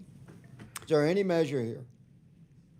In my role as the executive director, I do not provide opinions. I'm or- asking for your opinion. I'm giving you the opportunity, good lady. Thank We you. recognize, I respect you as an American. I've stated as such. I'm asking you, is there not one common sense measure within this where we could seek concurrence and agreement? This is the diplomatic way. Thank you for the question. As I mentioned, I am here in my official capacity as the executive director of DC Board of Elections. So you're going to and I do decline this not- opportunity to opine, is the way I'm reading that. Well, let me say, the gentleman- we're going to move forward. We're going to move forward The- as a body. Mr. Chairman, my time has expired. Thank you very much. The gentleman's time has expired. Ms. Sewell is recognized for 5 minutes. Thank you, Mr. Chairman.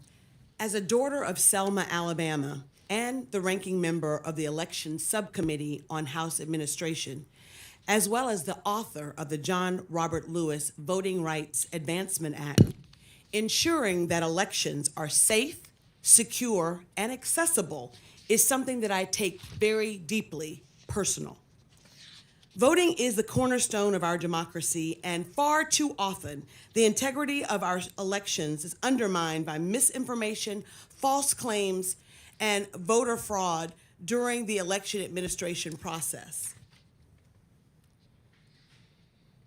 In the 2020 election, there was no evidence of a voting system being deleted, votes not counting, votes lost, or votes being compromised in any way. A recent study by the Brennan Center revealed that voter fraud is a very rare occurrence. Voter impersonation is virtually non-existent. And the few cases of voter fraud came from mistakes made by the voter or election administrators. Allegations of widespread voter fraud are attempts to distract voters from the implementation of restrictive voter policies that limit access to the ballot box.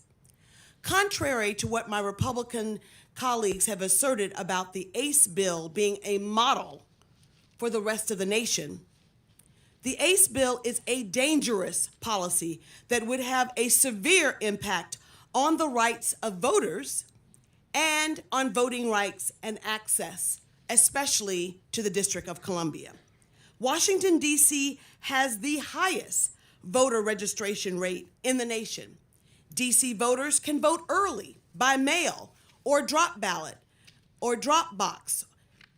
Voting in D.C. is accessible to voters with disability and non-English speaking voters. D.C. has implemented pro-voter policies that has made voting very accessible to its residents. Even the conservative Heritage Foundation's election fraud cases database lists 0 incidences of voter fraud in the District of Columbia since 1979. D.C. is a model and an example of the implementation of pro-voter policies that the entire nation should look at.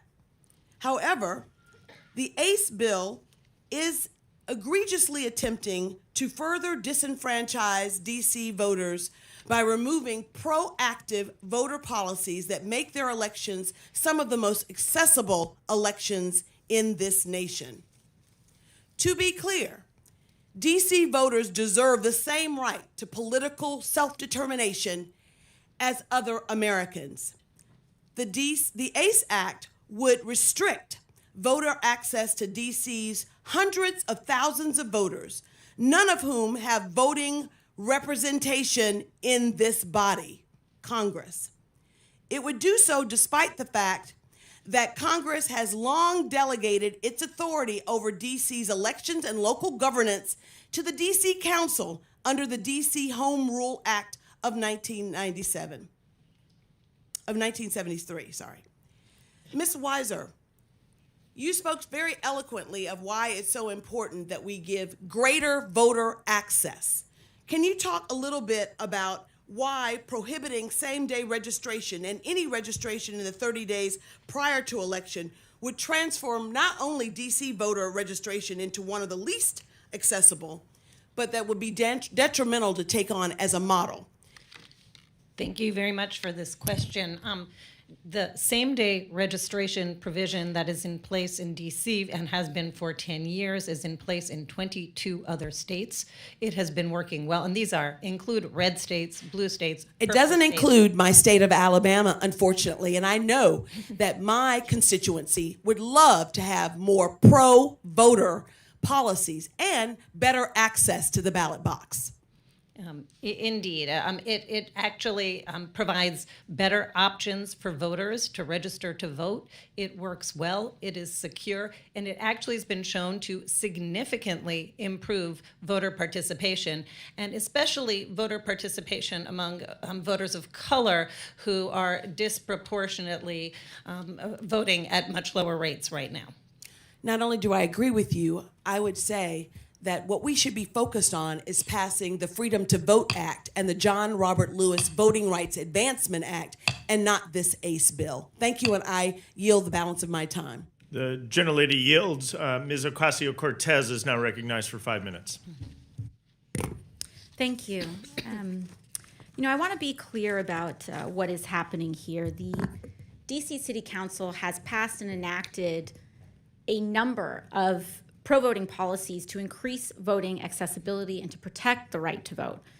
Now, what we are seeing here introduced by the other side of the aisle is to pass legislation that would strip the DC government and its residents of their ability to determine the rules that govern their elections. So let's take a look at the policies that the District of Columbia has passed that are now under threat. Ms. Weiser, DC residents can register on the same day and vote, correct? That is correct. And how long has same-day registration been in place in the District of Columbia? I believe it's been in place for a decade. 10 years, a decade. And in 2020, the DC General Auditor found that in its audit of the 2020 election, that same-day registration came with, quote, no evidence of fraud or glitches. Yet despite this, the legislation before us would eliminate same-day registration. And in your testimony, you stated that eliminating same-day registration after 10 years of successful use would serve no valid purpose. So I ask you, given that the legislation here being presented by the Republican side of the aisle would be to eliminate it, what possible reason could there be to eliminate same-day registration when it's been so successful and so devoid of fraud? I can't think of any valid reason to eliminate this pro-voter reform that's working well in states across the country and has been working well in DC for a decade. There is no valid reason. In fact, this ACE Act, as Republicans are calling it, eliminates this provision. And we're also seeing that DC recently passed a provision to send mail ballots to voters to improve voter access while maintaining the security of their elections. They want to eliminate that as well. And as you testified today, DC's most recent elections have been among the best run in the nation. So what potential reason could there be to eliminate sending mail-in ballots to voters? There is no good reason to eliminate that as well. DC, there are 8 other states that have this policy in place, and some for decades. This has also been shown to be fraud-free and provide voters with reasonable options and convenience in voting, and it has led to both greater voter turnout and more secure elections. So we have heard from experts that there is no valid reason to be eliminating same-day registration, mail-in ballots. If there is no valid reason, I think it stands to conclude that the only real reason that we see this push is political. It's a political reason. And in one of the blackest cities of America, to even have the idea of proposing the federal government strip voting rights in one of the blackest cities in this country that has a history of enslavement, a history of freed people seeking refuge here and then being punished with disenfranchisement. This cuts to the core of not just the present moment, but American history. I think what is striking about this is how afraid the other side of the aisle is of free and fair elections. And last year, Republicans were so afraid of a fully representative democracy in the District of Columbia that they insisted on denying the people of DC statehood. Today, Republicans are so afraid of democracy that they want to disenfranchise predominantly black voters who have been disenfranchised for as far back as when black people were enslaved in the United States of America. This has nothing to do with election integrity. This is about racial control, and this is not new. We have to look no further than an explanation from Senator John Tyler Morgan of Alabama, a former Confederate and slaveholder, who said at the time, quote, "In the face of this influx of a black population from the surrounding states, Congress found it necessary to disenfranchise every man in the District of Columbia in order thereby to get rid of this load, quote unquote, of black suffrage that was flooded in upon them." That is the true statement. History cannot be reversed. No man can misunderstand it. Straight verbatim from history. And it is shameful to see that recreated today. I yield back. The gentlelady yields back.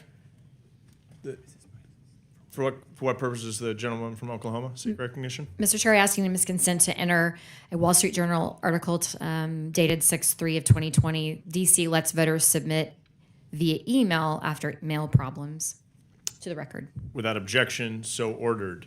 The gentleman from Texas, Mr. Sessions, is recognized for 5 minutes. Mr. Chairman, thank you very much, and I appreciate each of you, not only your service to this issue, but really trying to work at this to where there's a larger consensus built about not just what's fairness, but really who fits where, what their responsibility is for local people and what the responsibility is for the federal government.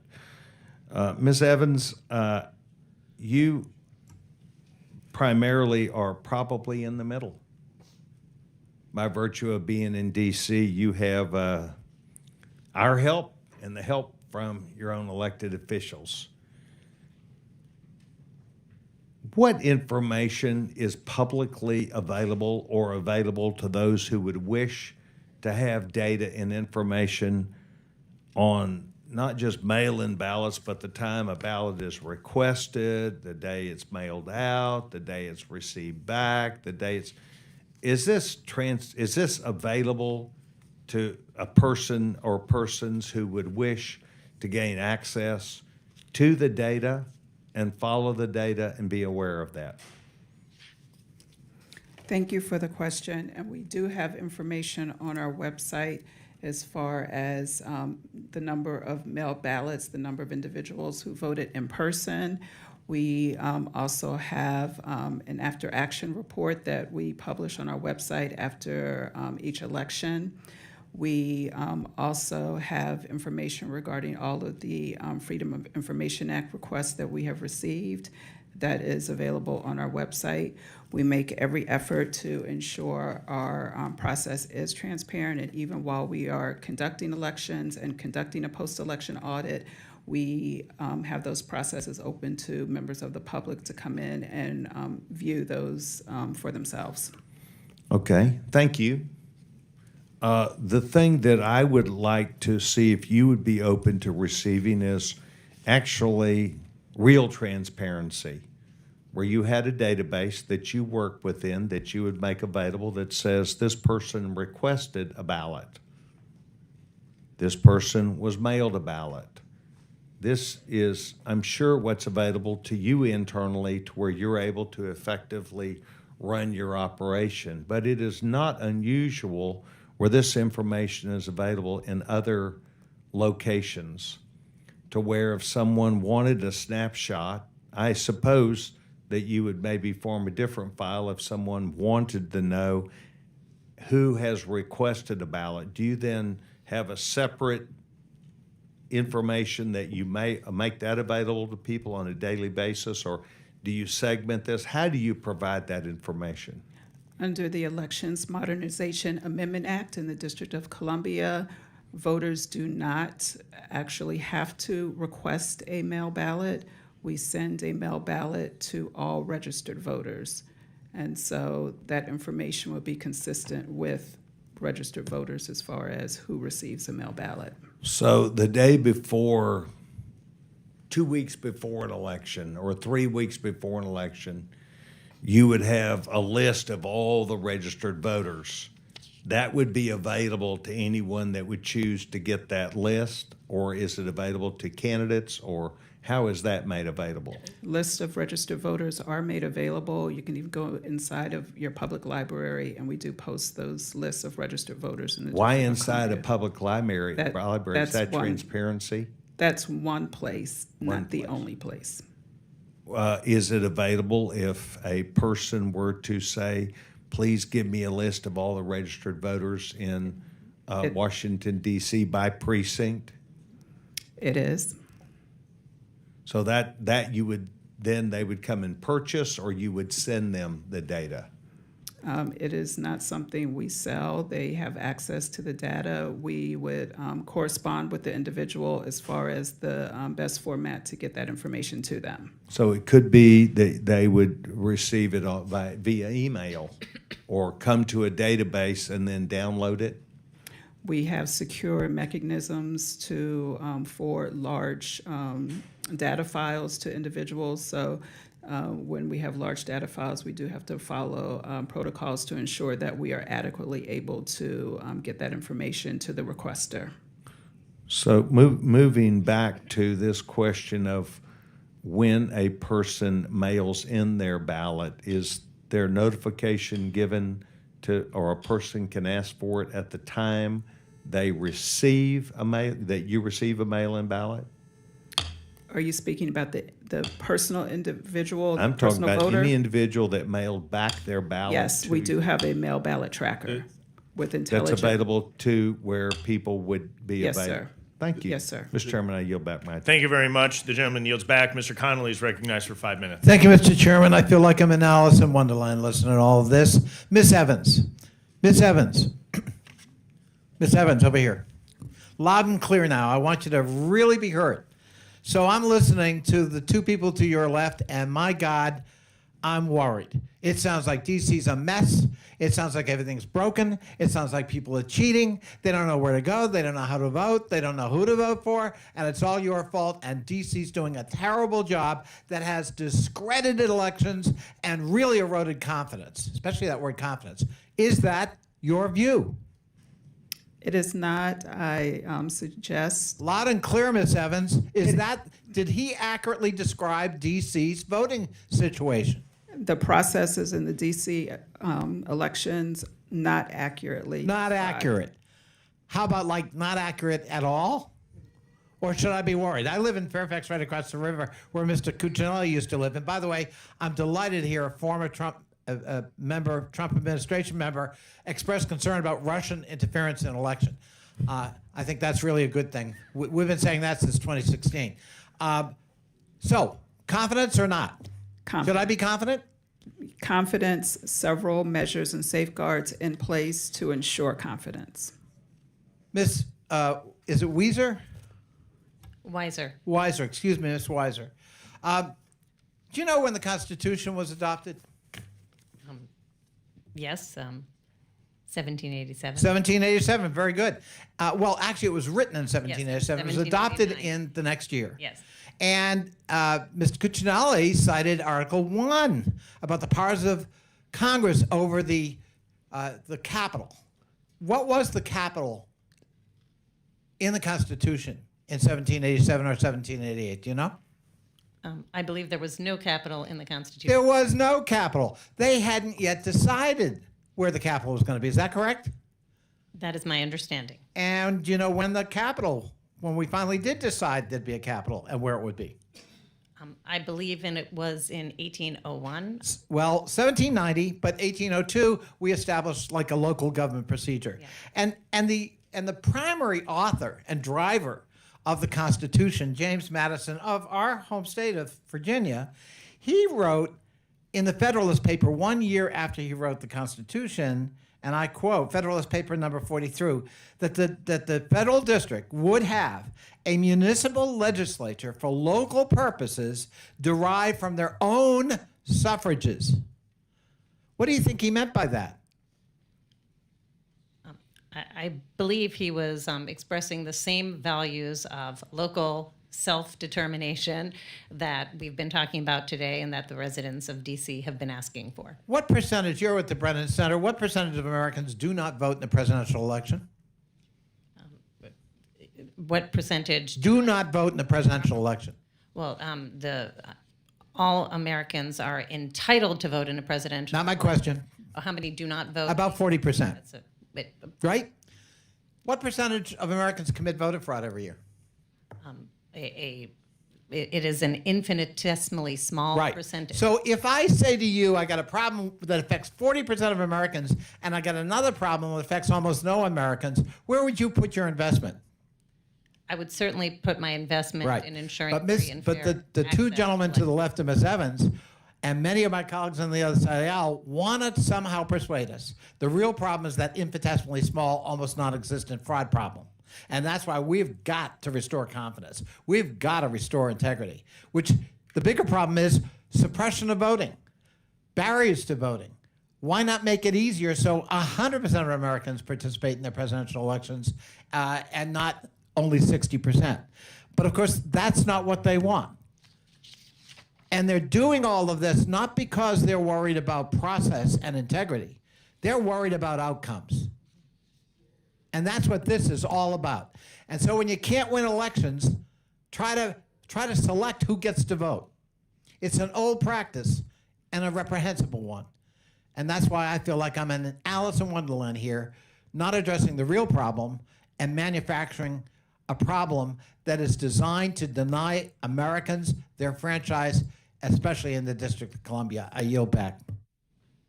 The gentleman yields back. The gentleman from the great state of Wisconsin, Mr. Grothman's recognized. Very good. First of all, I'd like to enter into the record an article by Martin Ostermuhl in the from NPR, an article regarding mail ballots and the number that were undeliverable in the 2020 election.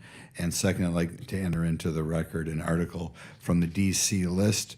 Again, a lot of mail ballots going out that were undeliverable, this in the 2022 election. Without objection, so ordered. Okay, I've been a long opponent of excessive use of mail ballots for two reasons. One, I don't think with mail ballots, unlike when I show up in person, we know for sure who filled them out. I don't know how. I realize you might have a witness on there, but it seems to me there's no way to do follow-up or make sure the person who says is on the ballot really filled out the ballot. And secondly, I don't know if we can make sure, like again, when I vote, we know I'm all alone in the town of Greenbush. Somebody's not whispering in my ear as to who to fill out the ballot. When that's filled out at home or a mail ballot, from what I can tell, there's no guarantee that that person hasn't been coached. Mr. Cuccinelli, in these areas in which we use absentee ballots, what efforts are being made to make sure that the person who filled out the ballot is not being coached by, say, their spouse, by their roommate, by their somebody from their union, boyfriend, girlfriend? How do we know that that person is not being coached in the current system? Well, we do not. We don't know that they're not being coached? There's no way to know that. Well, if we had nothing but absentee ballots going out to people, and we were, say, in a country, a communist state, say North Korea, what would we say about election results in North Korea if all the ballots were being filled out perhaps in the presence of a member of the Communist Party. What would we say about an election like that? That it's not a real election. Have there been any nonpartisan groups in the past commenting on the idea of ballots being returned when you don't know if that returned on absentee ballots? That's happened frequently, and I would point that Didn't Jimmy Carter, wasn't he the part of a Carter group Baker like this? Commission. You were thinking the same thing I was back in 2005.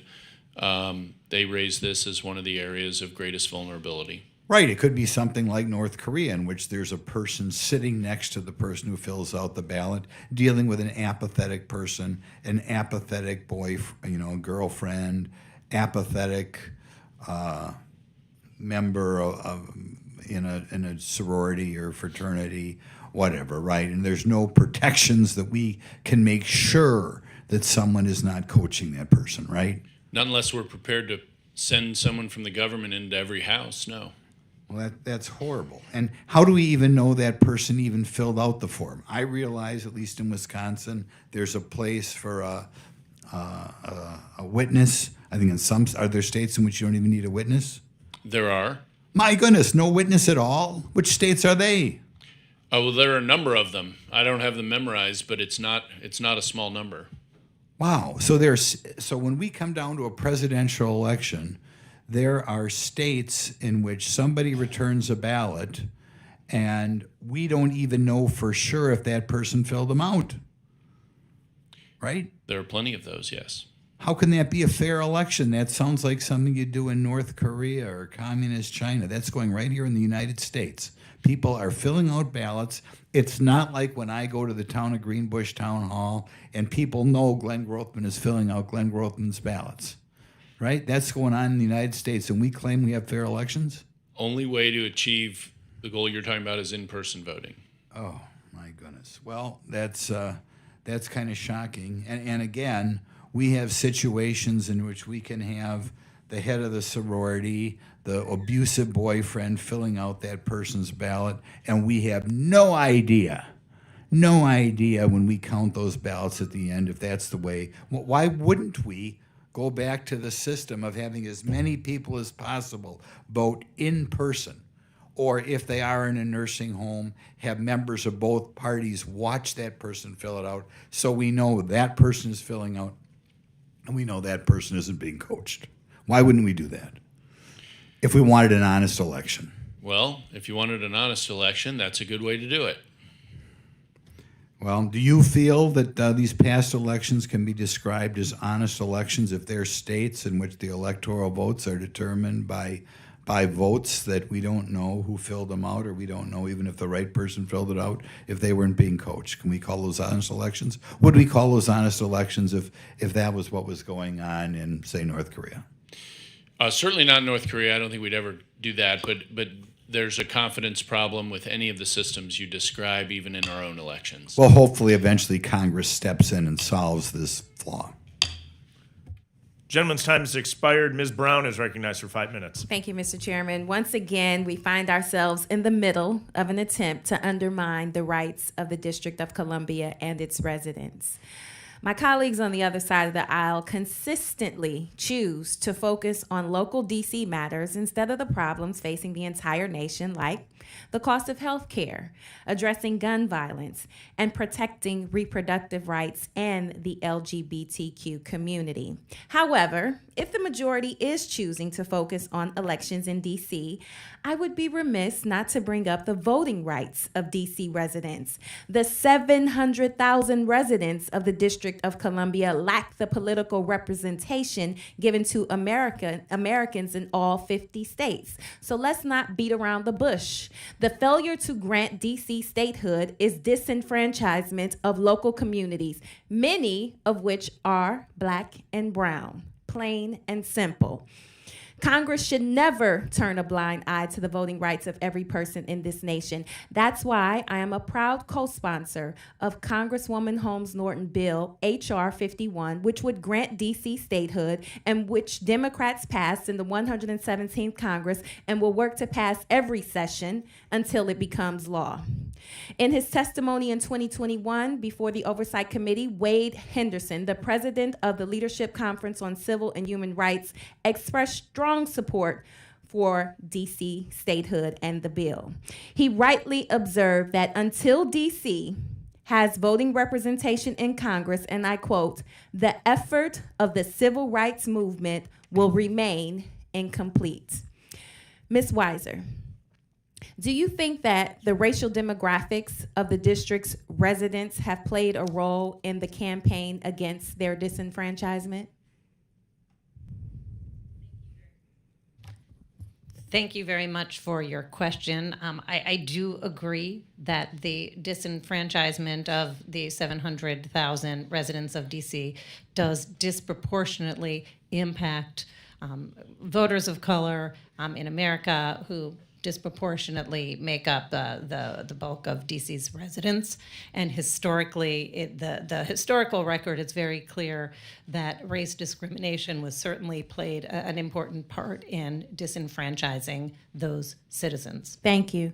DC statehood and home rule are matters of racial justice. If DC were admitted as a state, it would have the highest percentage of Black residents of any state. It is time for this majority to stop its selective interference in local politics and spend its time more wisely protecting the votes and voices of DC residents. It's time to make DC a state. And while we're at it, let's take long overdue action to protect the voting rights of all Americans. And with that, I would like to yield the balance of my time to the ranking member. I'd like to thank Ms. Brown for her courtesy and for that powerful statement. I'd like to ask Ms. Weiser that in the course of statehood admissions over the development of American history, there have been 37 states admitted from the original 13. Are you familiar with the kinds of objections that were raised to certain states being admitted? It was said, for example, that Hawaii and Alaska were not contiguous, therefore they couldn't be admitted. Texas was a foreign country, therefore it couldn't be admitted. West Virginia used to be part of Virginia, therefore it couldn't be admitted, and so on. Are you familiar at all with that record of objections? I'm not very familiar, but I have read that.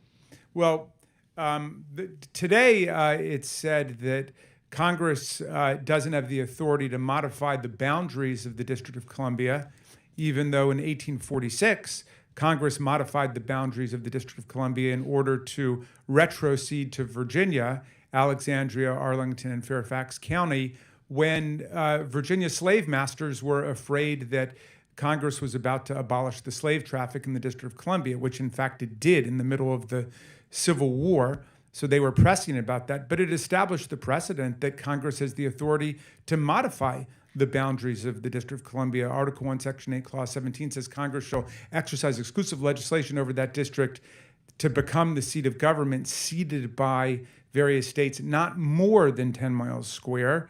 It establishes a maximum area, but not any kind of minimum area for the state. Would it be in the history of the enlargement of democracy and the treatment of all citizens equally to admit Washington as a state today?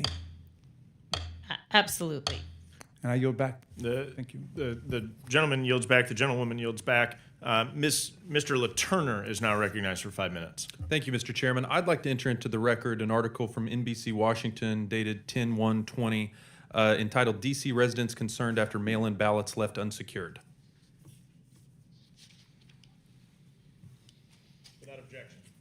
Thank you, Mr. Chairman. Elections are the bedrock of our constitutional republic. It's crucial that Americans everywhere are confident that their vote is properly counted and their voice is heard at the ballot box.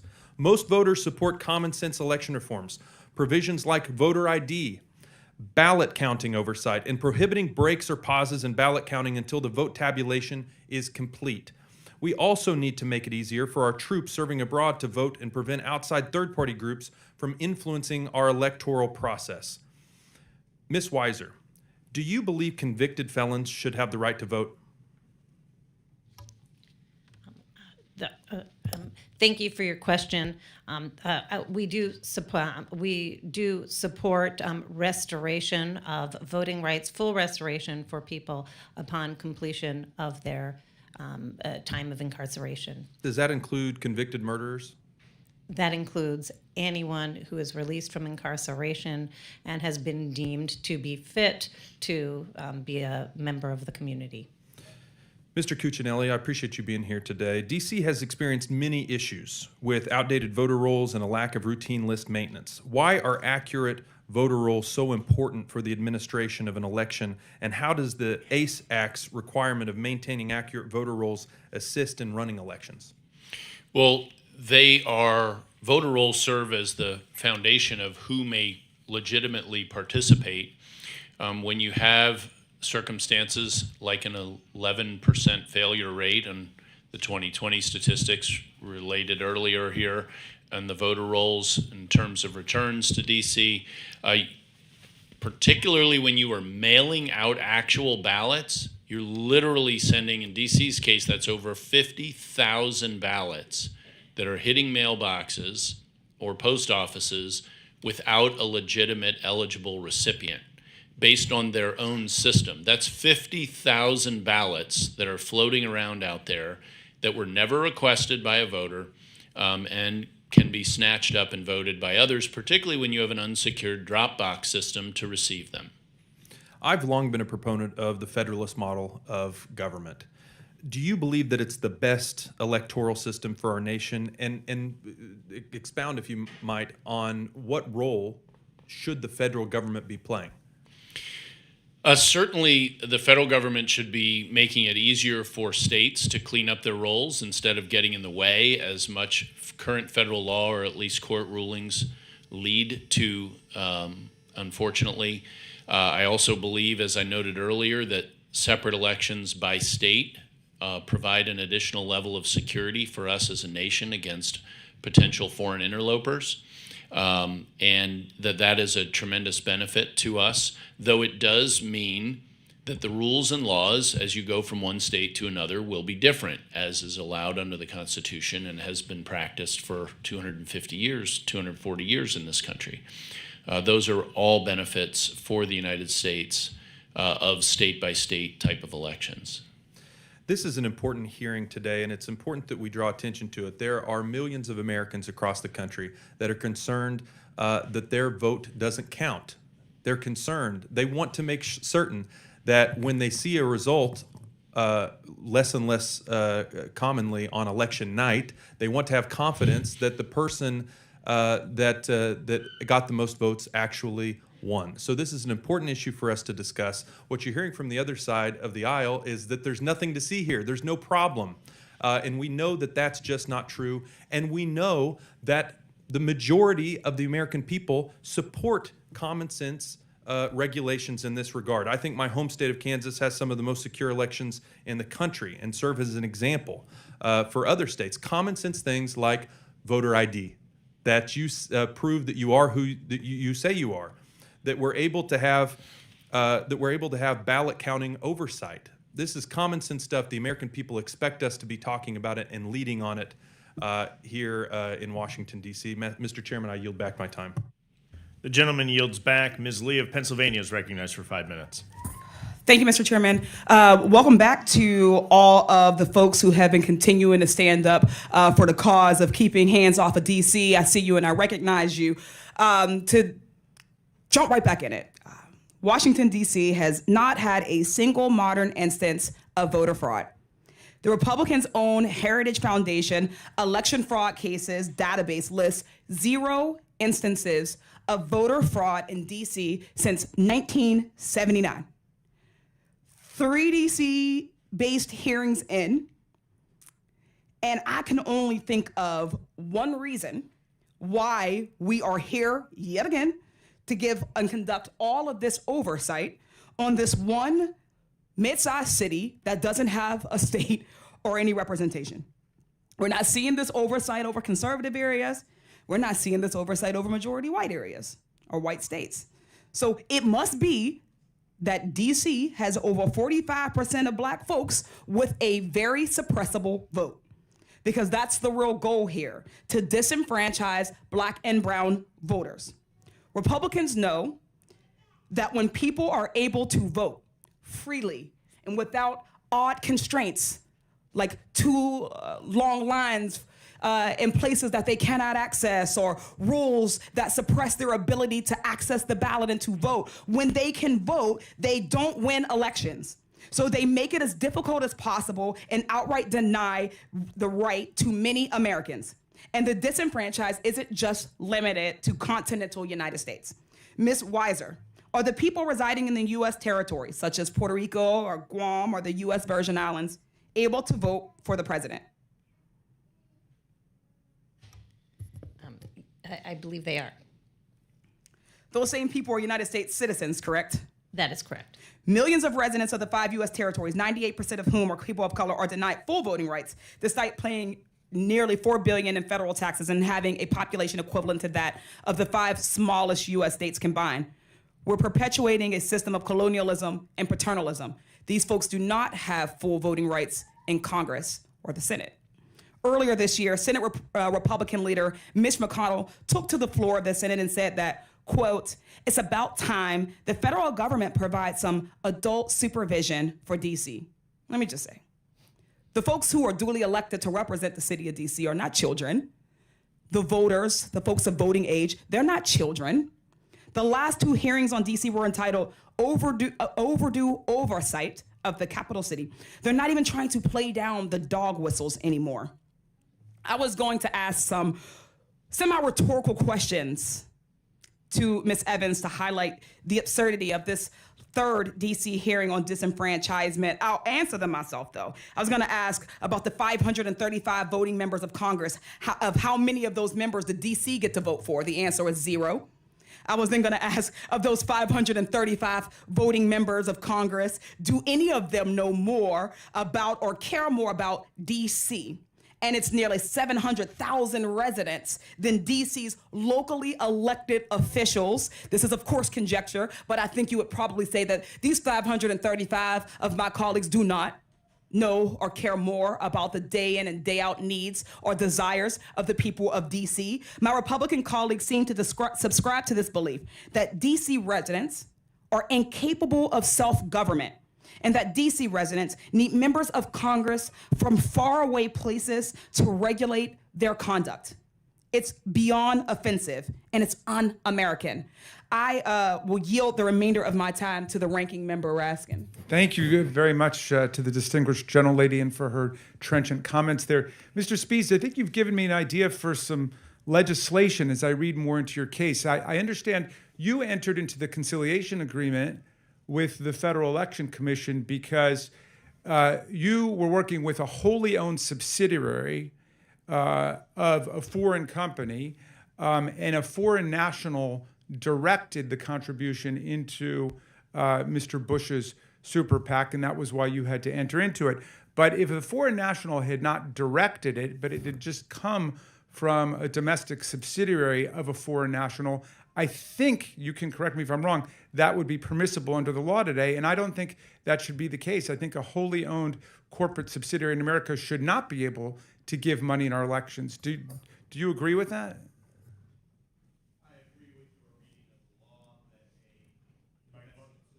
The gentleman's microphone is not on. I agree with your reading of the law that a domestic subsidiary that is under American citizen control using funds generated in the United States is allowed to contribute. Okay, thank you. No, back. The gentleman, the time has expired. Mr. Goldman is now recognized for 5 minutes. Thank you very much, Mr. Chairman. Here we are again. Yet another hearing, our 3rd one in the Oversight Committee on the 700,000 residents of the District of Columbia, which represents 0.002 of the total American population. Now, the subtitle of this hearing is The Path to Election Integrity in D.C. Election integrity, a term that we hear all the time from our Republican friends. And it's a term that is used all the time around the country to justify voter restriction laws in numerous states with Republican legislatures. Ms. Weiser, since 2020, how many states have passed laws to restrict voter access? Thank you very much for your question. Last year, before the election, there were 20 states that had passed 33 new laws restricting access to the vote. This year, I believe I will send you the, we are about to put out new numbers of how many have passed. What is the general justification for these voter restriction laws? Virtually all of these are justified under the purported need to stop voter fraud, many of them using the same disinformation about election denialism and the 2020 election. So let's talk about voter fraud.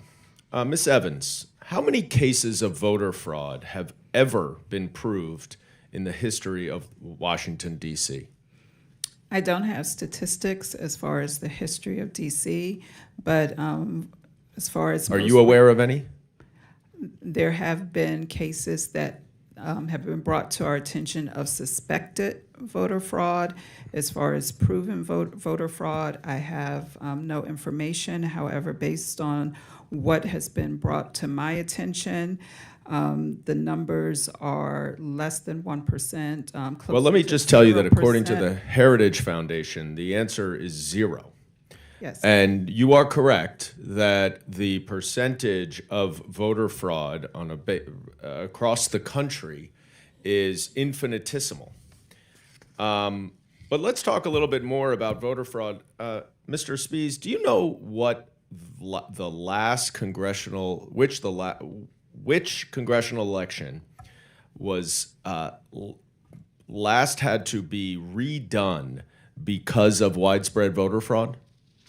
Do you know where that was? Indiana? No. I assume. Well, maybe. But are you aware of North Carolina 9 in 2018? Yes, and I'm also aware of Louisiana, Indiana, North Carolina. Right. Well, in North Carolina 9, as I'm sure you know, there was a massive voter fraud scheme perpetrated by Republicans. And so what we have here is essentially a circular vacuum where Republicans are talking about voter fraud that doesn't exist, and when it exists, it's perpetrated by Republicans to justify voter restriction laws passed by Republican legislatures based on phantom and false information about voter fraud. That is ultimately the problem that we have here.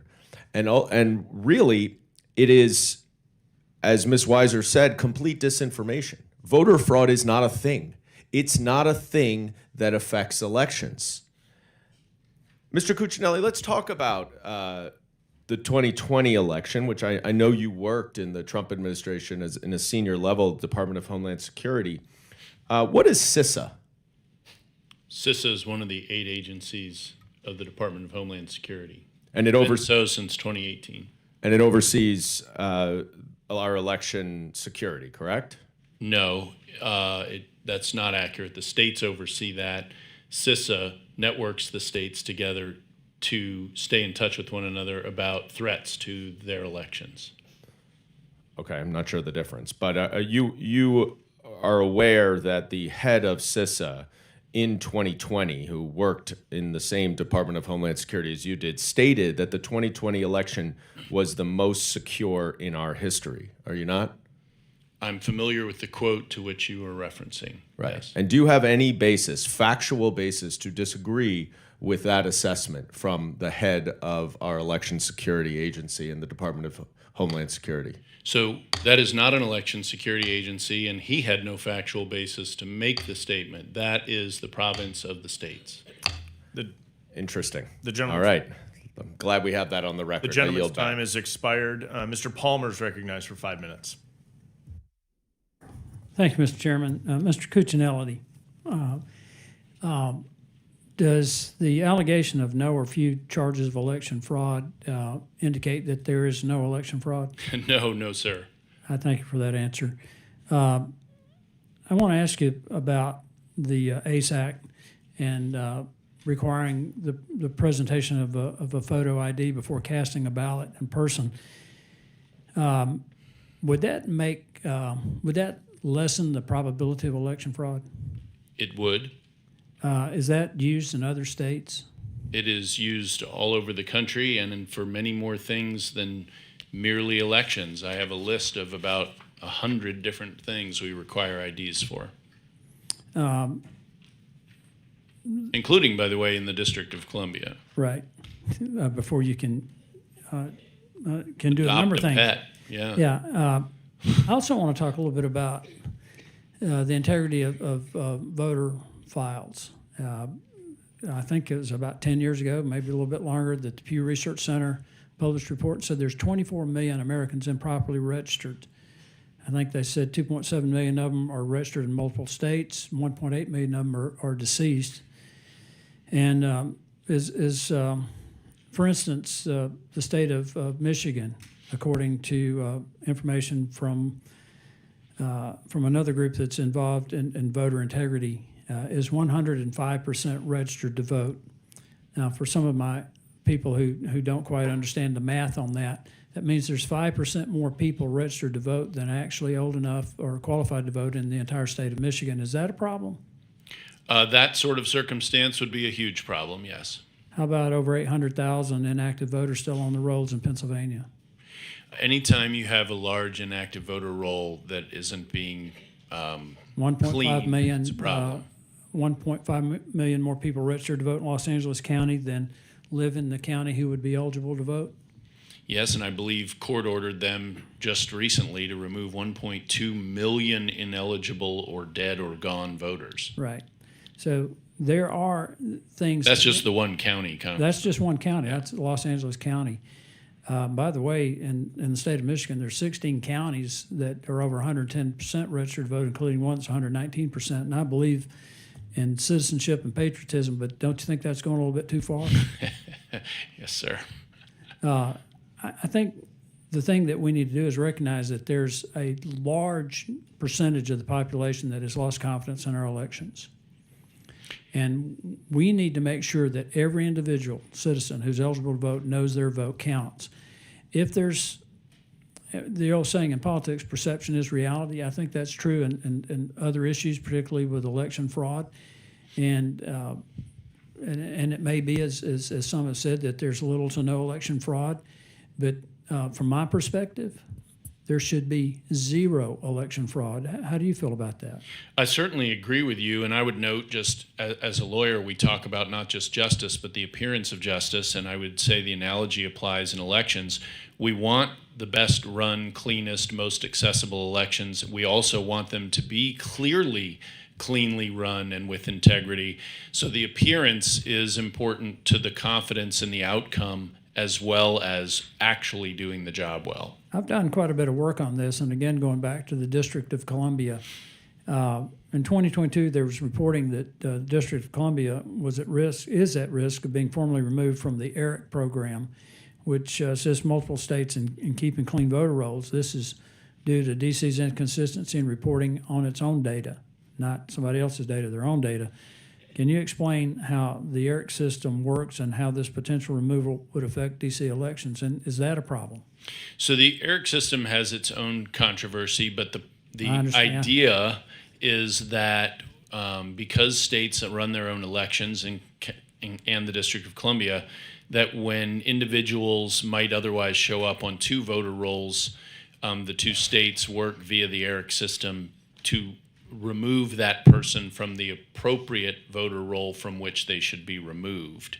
That does not often happen, which is one of the problems even in making the ERIC system useful even in that way. Do you think we need to add another criteria that proof of citizenship, that states and the District of Columbia should be allowed to require proof of citizenship in order to vote? I mean, when we passed the 1993 National Voter Registration Act, then member Nancy Pelosi went to the microphone and argued that it would protect us from voter fraud. Would you agree with that? I absolutely think citizenship requirements are appropriate, and the federal government should get out of the state's way in allowing them to enforce that. Thank you, Mr. Chairman. I yield back. Gentleman yields back. Ms. Stansbury is recognized for 5 minutes. Thank you, Mr. Chairman. I want to thank all of our witnesses for being here today. And I want to just take this opportunity to say that there's one thing that I agree about on this committee hearing this morning, which is that there is an unprecedented attack on our democracy and elections happening across the nation right now. But it's not as our friends across the aisle would have us believe in this hearing this morning. In fact, the greatest threat to our democracy right now is the systematic erosion of voting rights across the United States. In fact, in 2021, more than 400 anti-voter measures were put forward by state legislatures and by this body, by the current majority in this body, that would put into place discriminatory voter ID laws, restrictions on polling locations that could lead to hours-long waits, the elimination of early voting, bans on mail-in voting, and gerrymandering. These efforts not only undermine our democracy, they are a systematic attack on the voting rights of poor people and people of color in communities across this country. So it shouldn't be of any surprise to us that the only jurisdiction, local jurisdiction, that this body has any purview over, that the majority would haul our capital city in front of us to talk about your amazing and progressive voting rights legislation, which has actually protected the people of DC and their voting rights. I'm shocked. I'm disgusted. The bill that's being talked about this morning would continue that systematic erosion at the federal level and contribute to the disenfranchisement, not only of the people in this city, but in communities across the country that have historically been disenfranchised generation after generation. We have seen this undermining of voting rights in the Supreme Court with the gutting of the Voting Rights Act and the failure across our capital in the Senate for the Senate to act to protect voting rights. Luckily, here in the House, we have a strong group of Democrats who have been fighting to protect the voting rights of the people of this country and to carry forth the vision of Dr. Martin Luther King and, of course, the great John Lewis and the rights that they voted for, that they marched for across our communities. But in spite of these systematic efforts to undermine voting rights across the United States, there are shining lights. In fact, in my home state in New Mexico, we just passed voting rights legislation to protect and expand voting rights in our tribal communities, to expand opportunities for our communities to access the ballot box. And one of those shining lights is actually the capital city, Washington, D.C., which has some of the most important and progressive voting rights laws on the books. And I want to thank Ms. Evans for your work and the work of your folks who are making sure that the people of DC have access to the voting, to the ballot box here in this city. But I think it's important, I know we've heard a lot this morning about the impacts that these voting rights restrictions have had on communities across the country. But it's also important to talk about the things that we can do at the local level, whether that's in Washington, D.C., in states or tribal communities like mine. And so, Ms. Weiser, I know you've talked about this in your testimony, but I was struck in particular by some of the notes that you provided about important things that we can do to shore up our voting rights system. So could you talk to us a little bit about the recommendations that you have for protecting voter rights? Thank you very much for the question. I will start by saying most of the recommendations that we have for shoring up voting rights are actually have been passed by this body in the Freedom to Vote John R. Lewis Act. They include policies to modernize voter registration, make it secure and accessible for everyone, automatic voter registration, online registration, same-day registration. They include ensuring baseline national standards so that everyone can access early voting and has opportunities also to engage in mail voting. It includes the restoration of voting rights for citizens who are formerly incarcerated, to give them a second chance once they return to their community. That includes protections for election officials. It includes safeguards against interference in our elections. So these are critical threats, and Congress can actually put in place common sense measures to both expand access to voting while ensuring election integrity. And if I may, can I just correct one misstatement I said before? I was asked about the voting rights of individuals, citizens in the territories primaries, and they can vote in presidential primaries, but not in the general election. And that's actually not only a violation of policy, but I believe a constitutional problem. Thank you. And I'll just conclude by saying that it should be no surprise that the party of the big lie on January 6th is hauling our capital city in front of this body The gentlelady's time is further expired. undermine a population that is already disenfranchised and that gentle- has the already gentlelady's time had their voting The rights. gentlelady's time has expired. The gentlelady's time has expired. The gentleman from North Dakota is recognized for 5 minutes. That we address the voting right. The gentlelady's time has expired. The gentlelady's time has expired. The gentleman from North Dakota is recognized for 5 minutes. Ms. Weiser, I'd like to talk to you a little bit about some of your written testimony on ballot collection restrictions. I mean, our hearing today is about the District of Columbia, and I don't think it would be a surprise to anybody that North Dakota and D.C. are two very different places. In my home state, sometimes you have to drive several hundred miles to access a post office, but that's not the case in D.C. And your written testimony implies that restrictions on ballot collection disproportionately harm voters in rural areas with post offices in very different things. But again, we're talking about D.C. Do you know how many post offices are located in D.C.? I do not. I think it's 60. Do you know how many square miles D.C. is? I do not. It's just under 70, 68.3. That would mean that there's essentially a post office every 1.13 square miles in Washington, D.C. And I can talk about the difficulty accessing post offices in rural areas and how to solve that. We've had that discussion in this committee since my entire time being in there. But when we're telling me that there's a problem with ballot collection in the District of Columbia, a city with a post office every 1.13 square miles, it sounds to me like, to my constituents, that's laughable. And I would be really interested in what you would tell me to tell my constituents at home.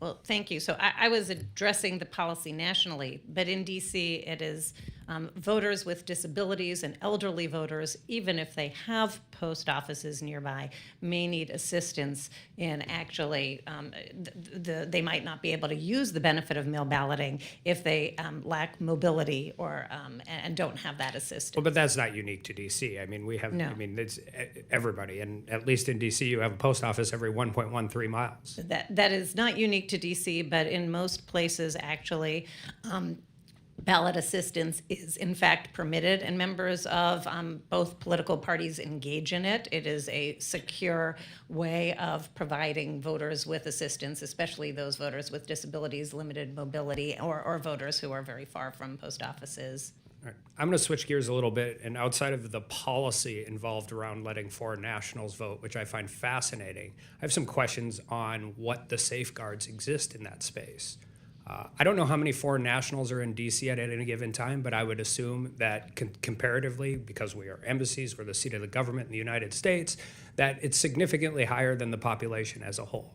Mr. Cuccinelli, I think you and I would agree that allowing foreign nationals to vote in an election is a bad idea. True. But even if you and I agree that policy is a bad idea, it exists, right? In it's about D.C. and a few yeah. other places, yes. What safeguards are in place to make sure they're not voting at home? Well, none yet. Okay, what safeguards should be put in place to make sure? You can come in with a foreign passport and say, I'm going to vote in a D.C. municipal election. I work at the Norwegian, my wife's from Oslo, Norway, Norwegian embassy. Are we checking with the Norwegian government if they're voting in two elections at once? No, I don't think we care. Honestly, we might care if the other election was in Maryland or Virginia and D.C., Well, of course. but we clearly don't care if it's D.C. and Norway. I think that, but we should care. Every state with a university deals with these issues. North Dakota has the easiest ballot. We're the only state in the country without voter registration. We have a 30-day residency requirement. You go to school at the University of North Dakota. You go to the school at NDSU. You're from Minnesota. You're from Illinois. You're from Iowa. We want you to be able to vote in North Dakota, provided you're not voting in Iowa. Why aren't we setting up those safeguards here? That's an excellent question, Congressman. I don't have an answer to that. I don't know what the closest D.C. election has been in the last 10 years, but I'm assuming there's been something that's been fairly close. Probably primaries, yes. Yeah, I mean, and And I would note, I'm hearing occasional allegations that are partisan in nature, like the Republicans are trying to change outcomes in D.C. That's not going to happen. well, you know who I don't want to change the outcome in any U.S. election? Foreign citizens that are voting at home. I mean, voting is a sacred right. It's a sacred right in North Dakota. It's a sacred right in Minnesota. It's everywhere. But when you're voting in one place, you're not voting in another place. I mean, that is how this is supposed to work, particularly in the. That is the not a nation's capital. requirement in the D.C. non-citizen voting allowance. Well, outside of being terrible policy, I think the safeguards in place absolutely don't exist. And what you're telling me is that's true. Correct. All right, I yield back. The gentleman yields back. We've been going strong for 2.5 hours, and so we are going to provide our witnesses and our staff to take a 10-minute recess, and then we will reconvene. The committee stands in recess.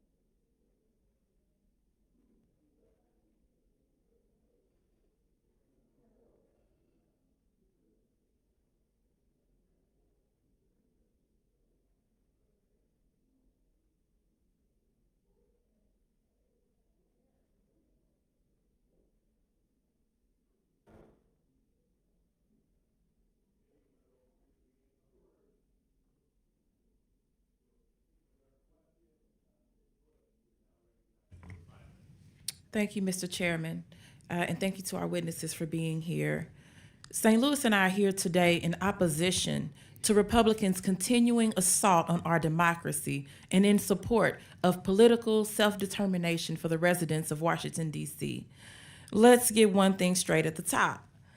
The idea that Republicans care about election integrity in D.C. is a joke. Just 2 years ago, I was barricaded in my office right here in D.C. This is the party of insurrection whose supporters attacked the Capitol in an attempt to overthrow what? A democratic election. When Republicans talk about election integrity, they're really talking about voter suppression. They're talking about carrying on the legacy of slavery and Jim Crow by actively disenfranchising Black and brown communities through legislation like the American Confidence in Elections Act to undermine voter access and fair and impartial election administration. And they're talking about maintaining anti-democratic control over D.C., which has had a significant Black population since its creation, was majority Black from the late 1950s through 2011, and remains majority non-white. The United States is the only democracy in the world that denies the residents of its capital voting representation in the national legislature. D.C. residents have been demanding voting representation in Congress for more than 200 years. And in a 2016 referendum, 86% of D.C. residents voted for statehood. Republicans want to pretend that D.C. statehood is a power grab for the Democrats, a power grab for the Democratic Party. They say it's a political ploy to gain seats in the Senate. But that just doesn't really make sense. So, Ms. Weiser, if D.C. became a state, will Republicans be forbidden from running in its congressional elections? Absolutely not. Okay, so they can still run. Okay, got it. Let me ask you, Ms. Weiser, in a democracy, should political rights be controlled, be conditioned on who voters might elect? No, absolutely not. That would be inappropriate. It would be inappropriate. Thank you. So DC statehood is not about one party or the other. It's about freedom, and it's about political self-determination. It's about overcoming the white supremacist violence of voter suppression in this here historically Black city. It's about the voices of real people whose lives and whose struggles matter. So Republicans should stop the hypocrisy. Again, I remember being barricaded in my office trying to figure out how to protect my staff. And my words were, if they come to this door, we bang into the end. And I meant that if you touch my staff, because they didn't sign up for this. They didn't sign up to be in a position to where their bodies are on the line. They signed up to do a work for the people of St. Louis. So stop the hypocrisy. Stop talking about don't tread on me, when that's exactly what that party is doing to the people of D.C. Stop trampling on their lives. Stop trampling on their freedoms. Stop trampling on our democracy. Stop holding D.C. hostage, and let Congress once and for all grant the people of D.C. what they've been long demanding: statehood. Thank you, and I yield. Will the gentlelady yield? Will the gentlelady yield? You still got it, go. Yes. Oh, I'm sorry. Were you still questioning? I started saying it, so. I yield back to you. Okay, well, I yield back to you. Well, you're very kind. I was struck by the gentlelady from St. Louis's remarks. The violent insurrection that took place on January 6, 2021, was a reflection of a sentiment that a white majority in the country can't lose a presidential election.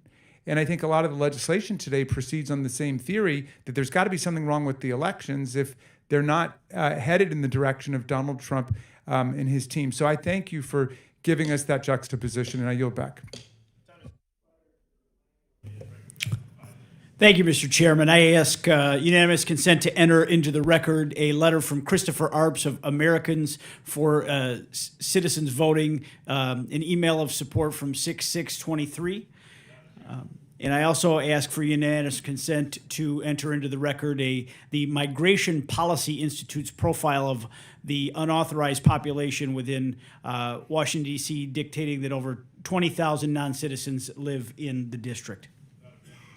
I'd like to thank our witnesses for being here today to speak about the sacred right to vote in free and fair elections. I'll put it bluntly, allowing non-citizens to vote in American elections is a slap in the face to every American who fought and sacrificed for this right. In 2021, New York City became the largest municipality in the country to allow non-citizens to vote in local elections. However, even former Mayor Bill de Blasio, a committed progressive, he refused to sign this legislation when it came to his desk. Even he agreed that there's a value to American citizenship in the right to vote. While I was chairman of the New York State Republican Party, I sued New York City's council, and the courts ruled against the city allowing non-citizens to vote, deeming it unconstitutional. Allowing those who are not American citizens to vote in our elections, whether it's here in the nation's capital or in any locality or state, it threatens the integrity and the security of our elections and devalues what it truly means to be an American citizen. Mr. Cuccinelli, Congress has given tremendous authority over the government in the District of Columbia, and this includes authority over elections within the district. On the other hand, Congress's role in the state and local elections is generally quite limited. What actions could Congress take to ensure that other municipalities don't follow the lead of New York City and open their municipal elections to non-citizens? Well, what you're doing here with the ACE Act is obviously a good step, because in the area you have the greatest authority, the District of Columbia, you would be advancing protection of citizenship, and I agree with you, Congressman, on the value of citizenship itself is devalued when non-citizens vote, and appreciate, frankly, the role you played in New York in dealing with the city of New York's attempt to massively devalue its U.S. citizens' own votes in that city. This is a problem across the country. It is being dealt with state by state. You mentioned an article by Chris Arps of St. Louis, if I recall correctly. He has been a leader in advancing this bipartisan position, by the way, of going state by state to try to reinforce what most Americans always assumed to be the case, and that is that only Americans get to vote in American elections. Absolutely. D.C.'s radical proposal to allow non-citizens to vote in D.C. elections has rightfully received a tremendous amount of attention. We've welcomed employees of Vladimir Putin and President Xi to vote in our district elections here, people that are here on a permanent basis. But I suspect that isn't the only anti-election integrity measure that's been adopted by the D.C. Council in recent years. Can you talk about what else in D.C.'s election law compromises election integrity and should be fixed?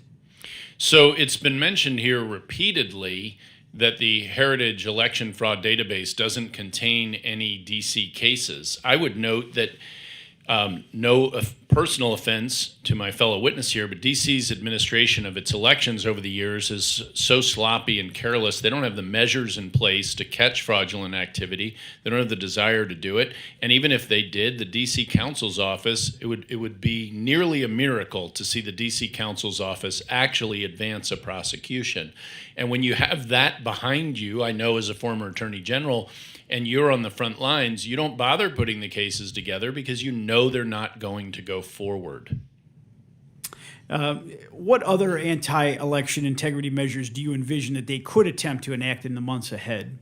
Well, certainly what's contained in the ACE Act, photo ID is the most obvious, including its application to mail-in ballots so far as they're allowed. Perhaps the next large-scale change that would be beneficial in terms of confidence and reducing the prospect for fraud is stopping the mailing out, unsolicited mailing out of ballots, not applications, but ballots themselves.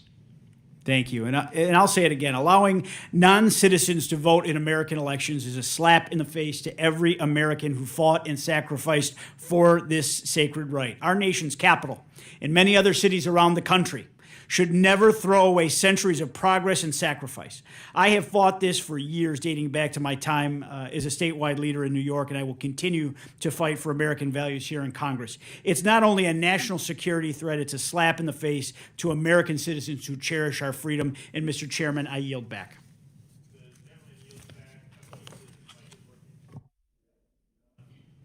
I know we had some technical difficulties before. All right, we'll continue on. I'll get the mic going, though. But Mr. Garcia is now recognized for 5 minutes.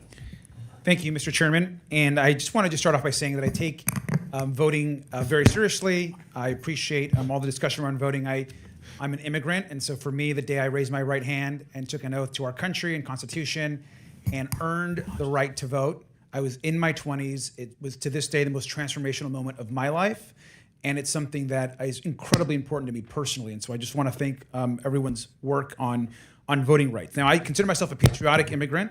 I'm also a former mayor and someone who cares deeply about democracy. And like many of our conversations in this committee, I find today's conversation deeply disturbing and offensive in so many ways. Now, this committee has now for the third time chosen to waste our time on working and trying to figure out local laws and what DC should or should not be doing.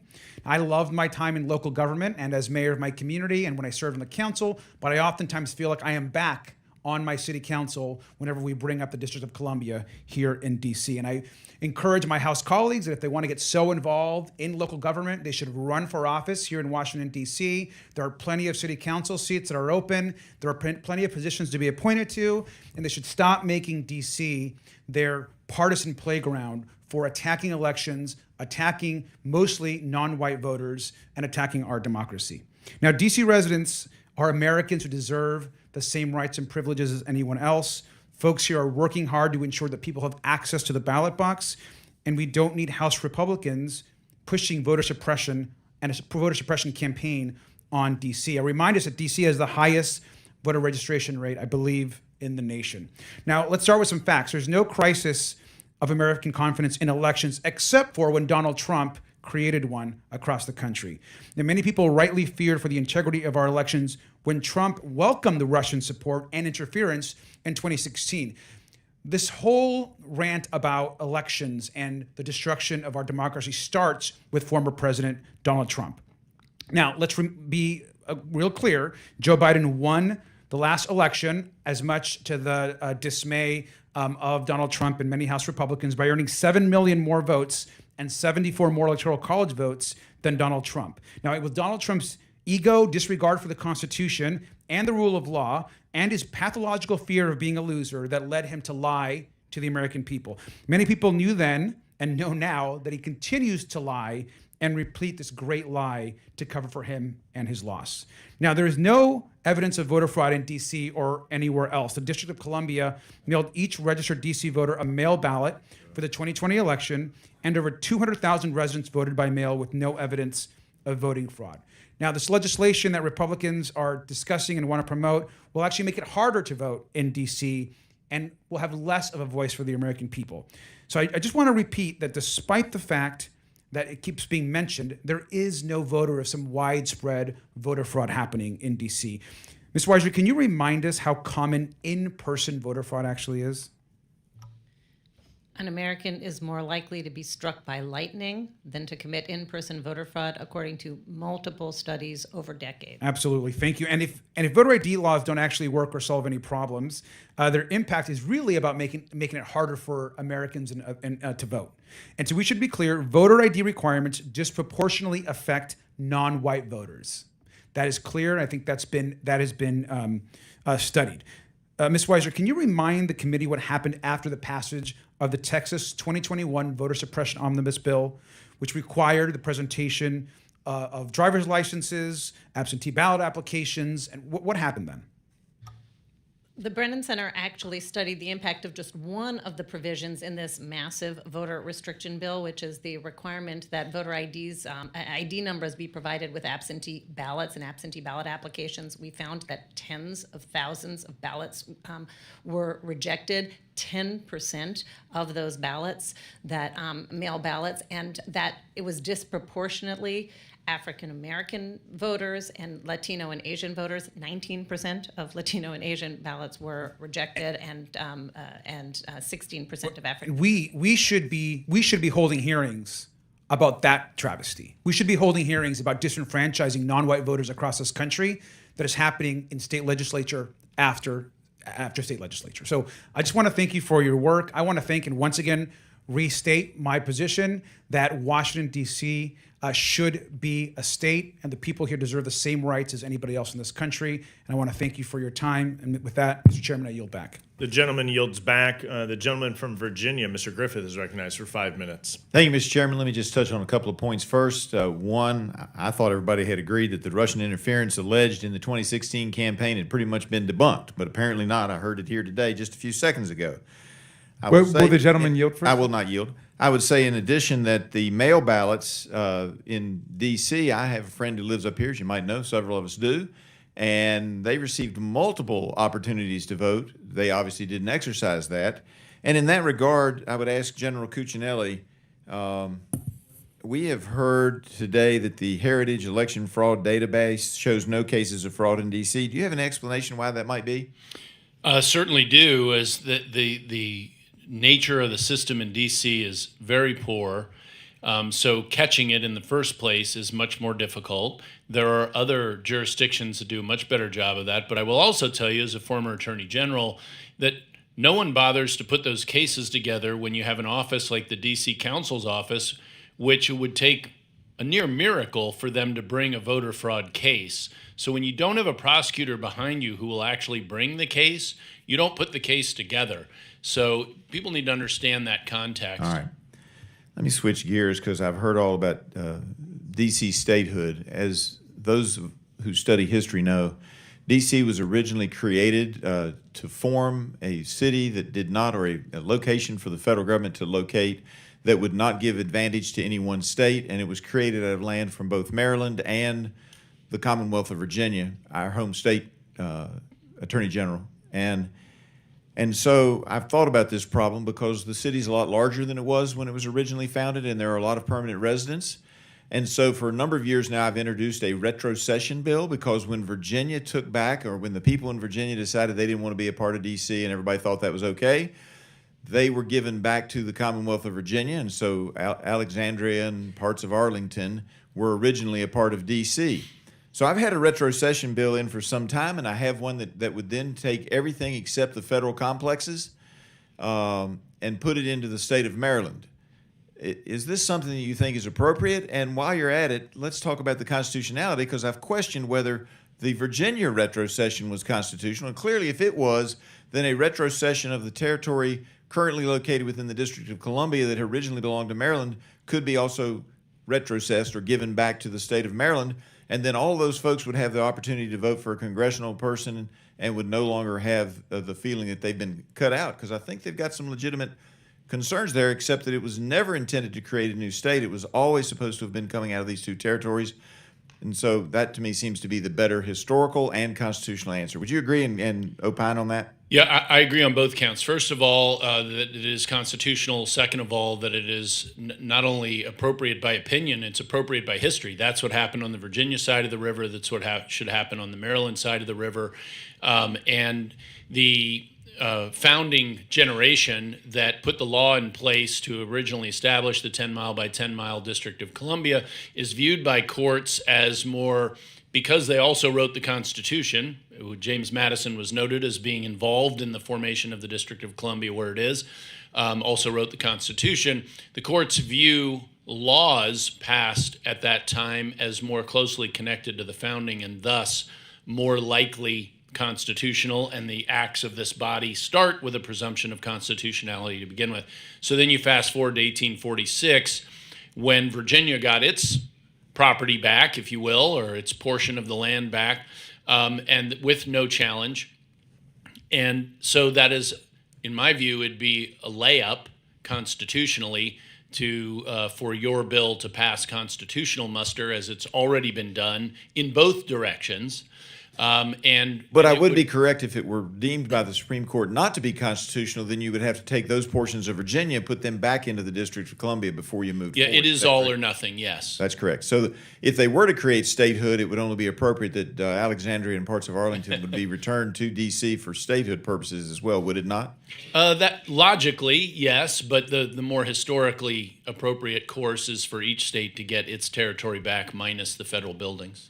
And let me just clarify on the challenge that we heard earlier. Challenges to electors in the body is based on law and the 12th Amendment. And it's interesting because there's a statement from Abraham Lincoln when electors were challenged in 1865 from the 1864 election, and that many people on both sides of the aisle have voted for challenges over the years, including my colleague who raised the issue. And I don't know what the folks who were storming the Capitol were thinking, but there were many of us who believed that what we were doing was following the Constitution, and so did the unanimous Supreme Court. I yield back.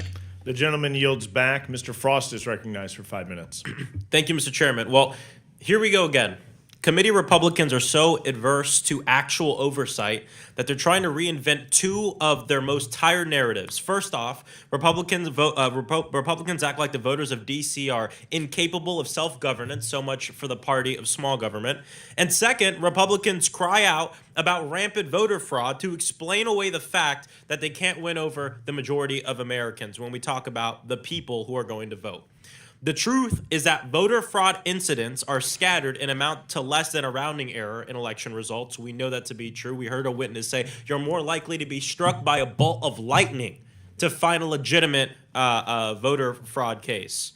The truth is that D.C. election system is among the most accessible and secure in the nation. And so the truth is that Republicans are holding this hearing to try to push the ACE Act as part of their far-right extremist fantasy of election restrictions to help them hold power. And for people listening at home who don't know what's in this, let me tell you.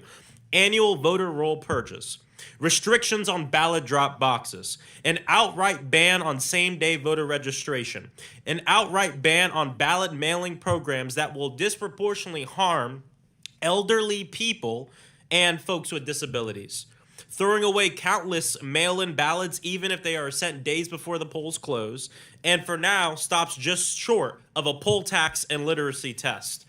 Ms. Weiser, you're a Yale-educated attorney. You've taught at NYU Law. You've founded and directed the Voting Rights and Elections Project at the Brennan Center, and you spent your career focused on this issue. So I want to ask your opinion on a few questions. Ms. Weiser, in your opinion, are there any legitimate reasons for Americans to believe that American elections, whether in 2016, 2020, or last year, are not secure? There's no legitimate reason to believe that there is any significant voter fraud in American elections. There are some threats to election integrity that Congress should address, but they are not voter fraud. And when we talk about election integrity, and we're talking about the ability for Congress to ensure that people can vote, that it's accessible, that it's simple, and that it's easy. Is that what you mean by election integrity? An election with integrity is indeed an election where every eligible American can cast a ballot. It is an election that has protections against efforts to sabotage and interfere with election outcomes and interfere in election administration. It is an election free of violence and intimidation, and an election with adequate security threats against security protections against cyber security threats. Republican officials want to use hysteria and disinformation to justify stifling turnout because it seems like when more people vote, they end up losing. And to me, it seems like there's something wrong with your platform when you got to keep people from voting in order to win. But, Ms. Weiser, in your opinion, why might Americans believe that our election, specifically the 2020 election, lacked integrity? Unfortunately, we've seen a real aggressive wave of mis, and malinformation about the integrity of the 2020 election. court case after court case, election expert after election expert, and government agency after government agency have all found that there was no significant fraud or misconduct, that it was one of the most secure election in American history, and yet that is not what many Americans are hearing through their disinformation channels. Have you heard some of that disinformation on this committee today? I have heard some false statements about the integrity of our elections. You know, every day I feel like I see my colleagues on the other side of the aisle mimicking what's going on in my state, where, and I worked for the ACLU and knocked doors for this to restore voting rights to over 1.4 million returning citizens in the state of Florida. And a large group of these folks who served their time went to register to vote, and by election officials were given a card that said you're registered to vote. Then, months later, to have a knock at their door, to be arrested and put in jail by Ron DeSantis and the Republican Party in Florida that has created election police force to arrest people. Do things like that stifle turnout and mess with the integrity of our elections? We are deeply concerned with those kinds of official intimidation efforts. We do believe that it is harming turnout. It is intimidating voters, not just returning citizens who are eligible to vote, but all other voters. people in their community as And well. you want to know the thing that really gets to me? I cried when I saw those videos. There was things that were in common here. They were either black, Latino, or poor. I yield back. Gentleman yields back. Ms. Ballant is recognized for 5 minutes.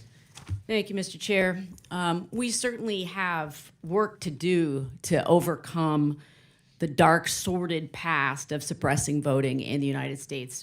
Poll taxes, literacy tests, use of the grandfather clause, women being denied the right to vote, violence against black citizens who've attempted to vote. We have work to do to overcome this horrible history. And like the District of Columbia, my home state of Vermont has been working hard to make sure that we implement common sense strategies to make sure every eligible voter can vote. And one of those strategies is allowing same-day voter registration. So, Ms. Weiser, does same-day voter registration increase the number of eligible voters participating in our elections? Yes, it does. There are a long string of studies that show that it increases voter participation from as much 3 to 9%. And is there any indication that same-day voter registration increases voter fraud? There is no evidence of increase in voter fraud in states that have same-day registration. Their voter fraud rates are just as low as those in the rest of the country. Can you say that one more time? Because I think this is really, really important. Yes, there is no factual connection between same-day registration and increased voter fraud that has been demonstrated or anywhere in the country. So when a state like Vermont or District of Columbia makes a decision that one of the most important things that we can do as elected officials is to make sure anyone who is legally able to vote is easily able to vote, that is something that we should all be striving for, correct? I mean, we should be wanting more people to vote, not restricting people who are eligible to vote from voting.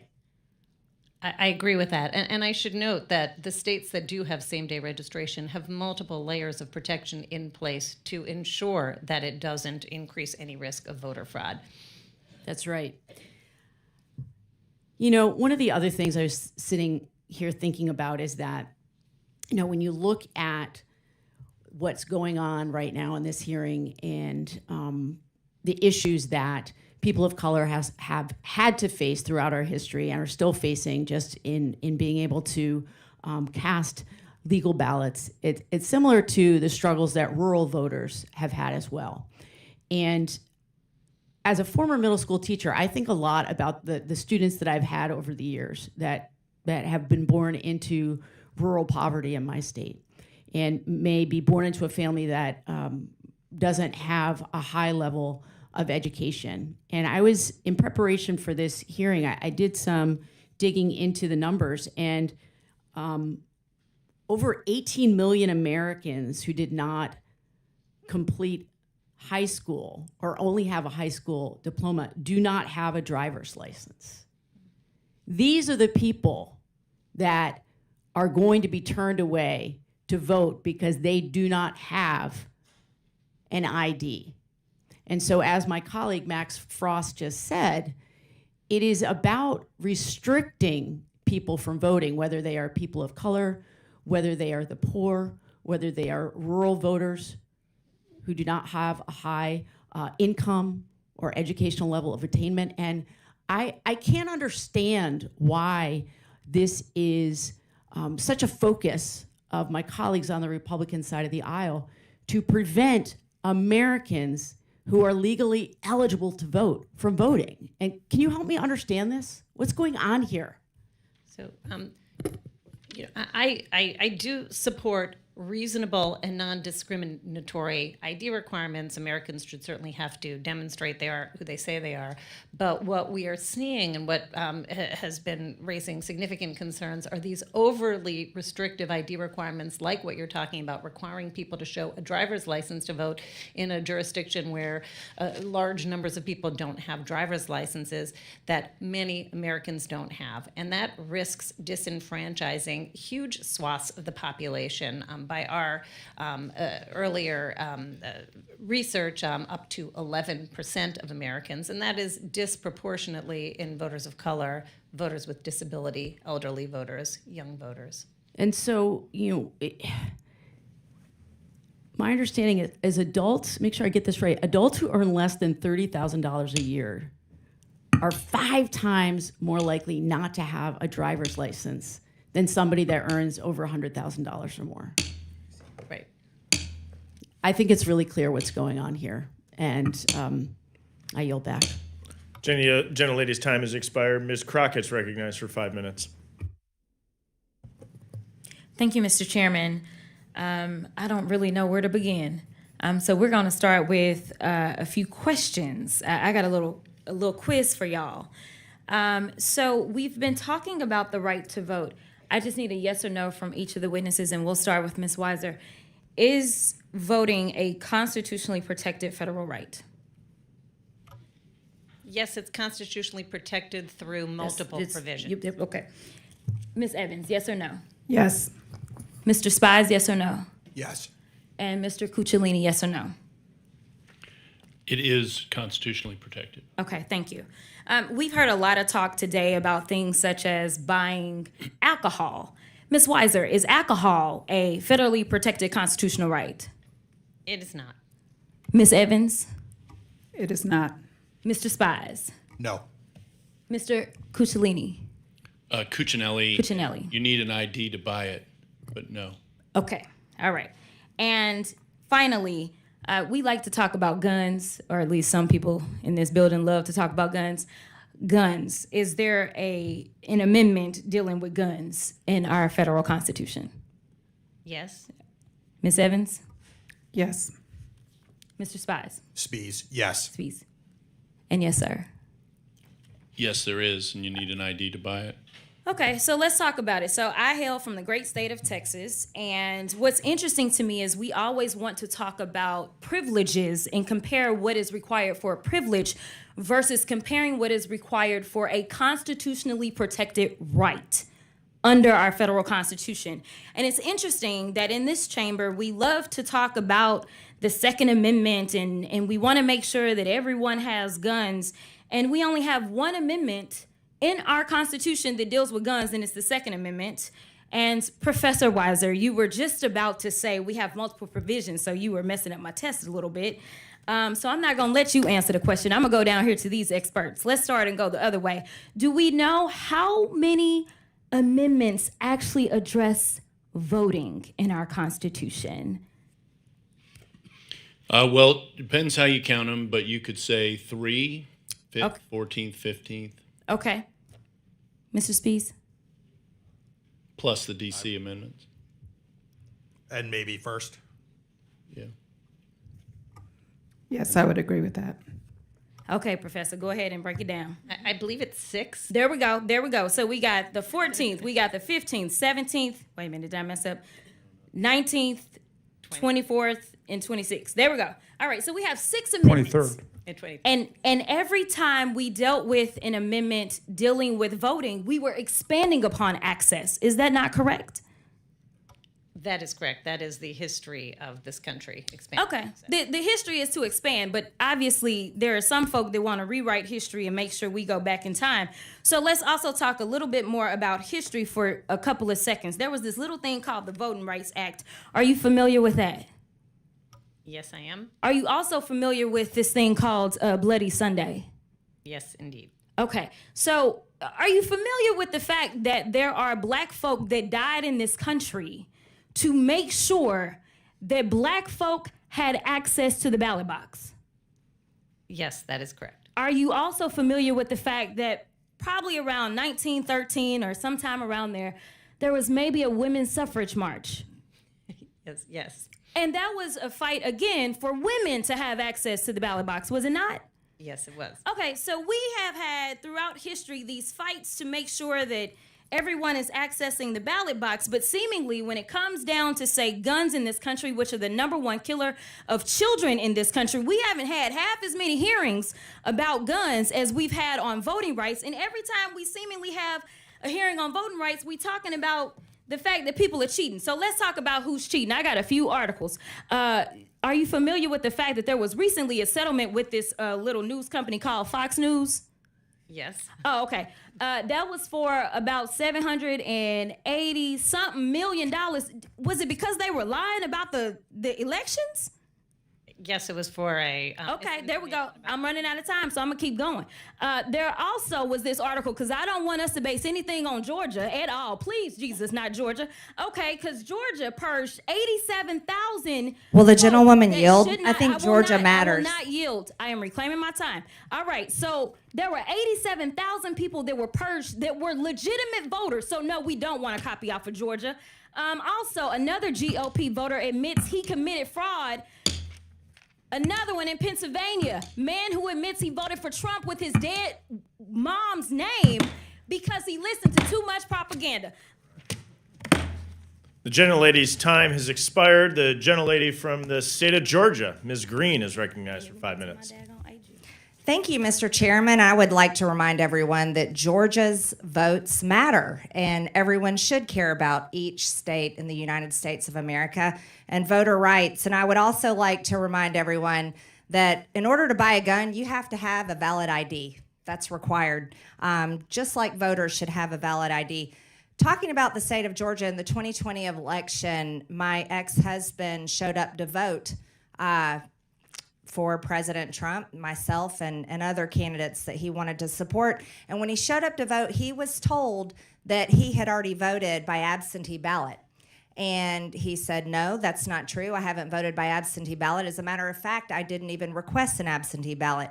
And they said, well, Mr. Green, it shows right here on the Secretary of State website that you've already voted by absentee ballot.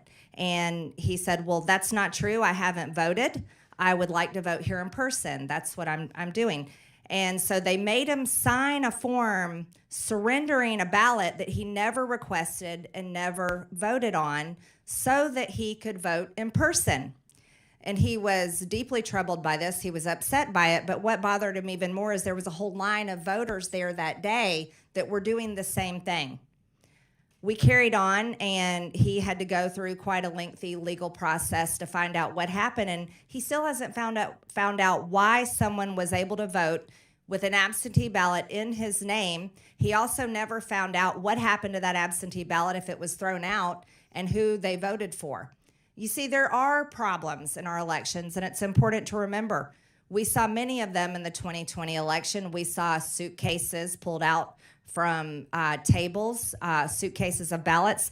And then here we just saw in the news that a Postal Service releases final report. Contract driver Jesse Morgan vindicated because he had been trying to say that he hauled a trailer of ballots from New York to Pennsylvania in late October 2020. These things matter. And Democrats know they matter too, because in 2019, Democrat Senators Klobuchar, Warner, Reed, and Peters had all wrote a letter of how concerned they were because intelligence agents were saying that elections we're in danger of being hacked by foreign nationals or foreign countries because election machines could be hacked. Now, I think that's problematic, and I think everyone can agree that we don't want foreign countries or foreigners meddling in our elections. And so my question would be, if this is such a deep concern, Ms. Weiser, Ms. Evans, Mr. Spies, Mr. Cuccinelli, one by one, could you say yes or no if you agree that we don't want foreign actors meddling in our elections? Ms. Weiser, we can start with you. That is correct. We don't want foreign actors meddling in our elections. As Director of DC Board of Elections, I make no opinion statements. That's a yes or no, Ms. Evans. I provide no opinions in my role as the Executive Director of the District of Columbia. So you're Board of unable to Elections. have it. How do you do your job if you can't give an opinion or an answer? Seems like you'd be unfit to serve in the job that you have if you're unable to provide a yes or no answer on foreign actors meddling in United States elections. My job is to administer the laws as they've been provided in the District of Columbia, and I perform my job with integrity, and I know my job well, and that is my responsibility. So you're unable to say no, so we'll take that as a yes. You agree with foreign actors meddling in United States elections. Mr. Spies? Strongly oppose it. Mr. Cuccinelli? Also oppose it, including non-citizens voting. I agree. The House passed a resolution of disapproval with 42 Democrats voting with Republicans about the D.C. law that was passed last year called Local Residents Voting Rights Amendment Act. Local, you would think that would be United States of American residents, not non-citizens. But that allows this law passed that you obviously support foreigners meddling in our elections, is foreign diplomats, people that work at embassies, illegals, and foreign nationals allowed to vote in the District of Columbia elections. So you can tell that Democrats disagree with this because 42 Dems voted against it. Democrat senators, again, 4 of them wrote a letter very concerned about foreign countries, and our intelligence agencies are concerned about this. And you know what? Most Americans are. And that is a very serious problem. With that, my time has expired, and I'll yield back. Thank you, Mr. Chairman. The gentlelady yields back. Point of order, Mr. Chairman. The gentleman's recognized for the point of order. Thank you. If a witness declines to answer a question on the grounds that he or she cannot answer the question, is it appropriate to state for the record that the answer is yes? Because I would like to correct the record, because I think that cuts against everything we understand about the dynamics of hearings. The ranking member's comments are noted.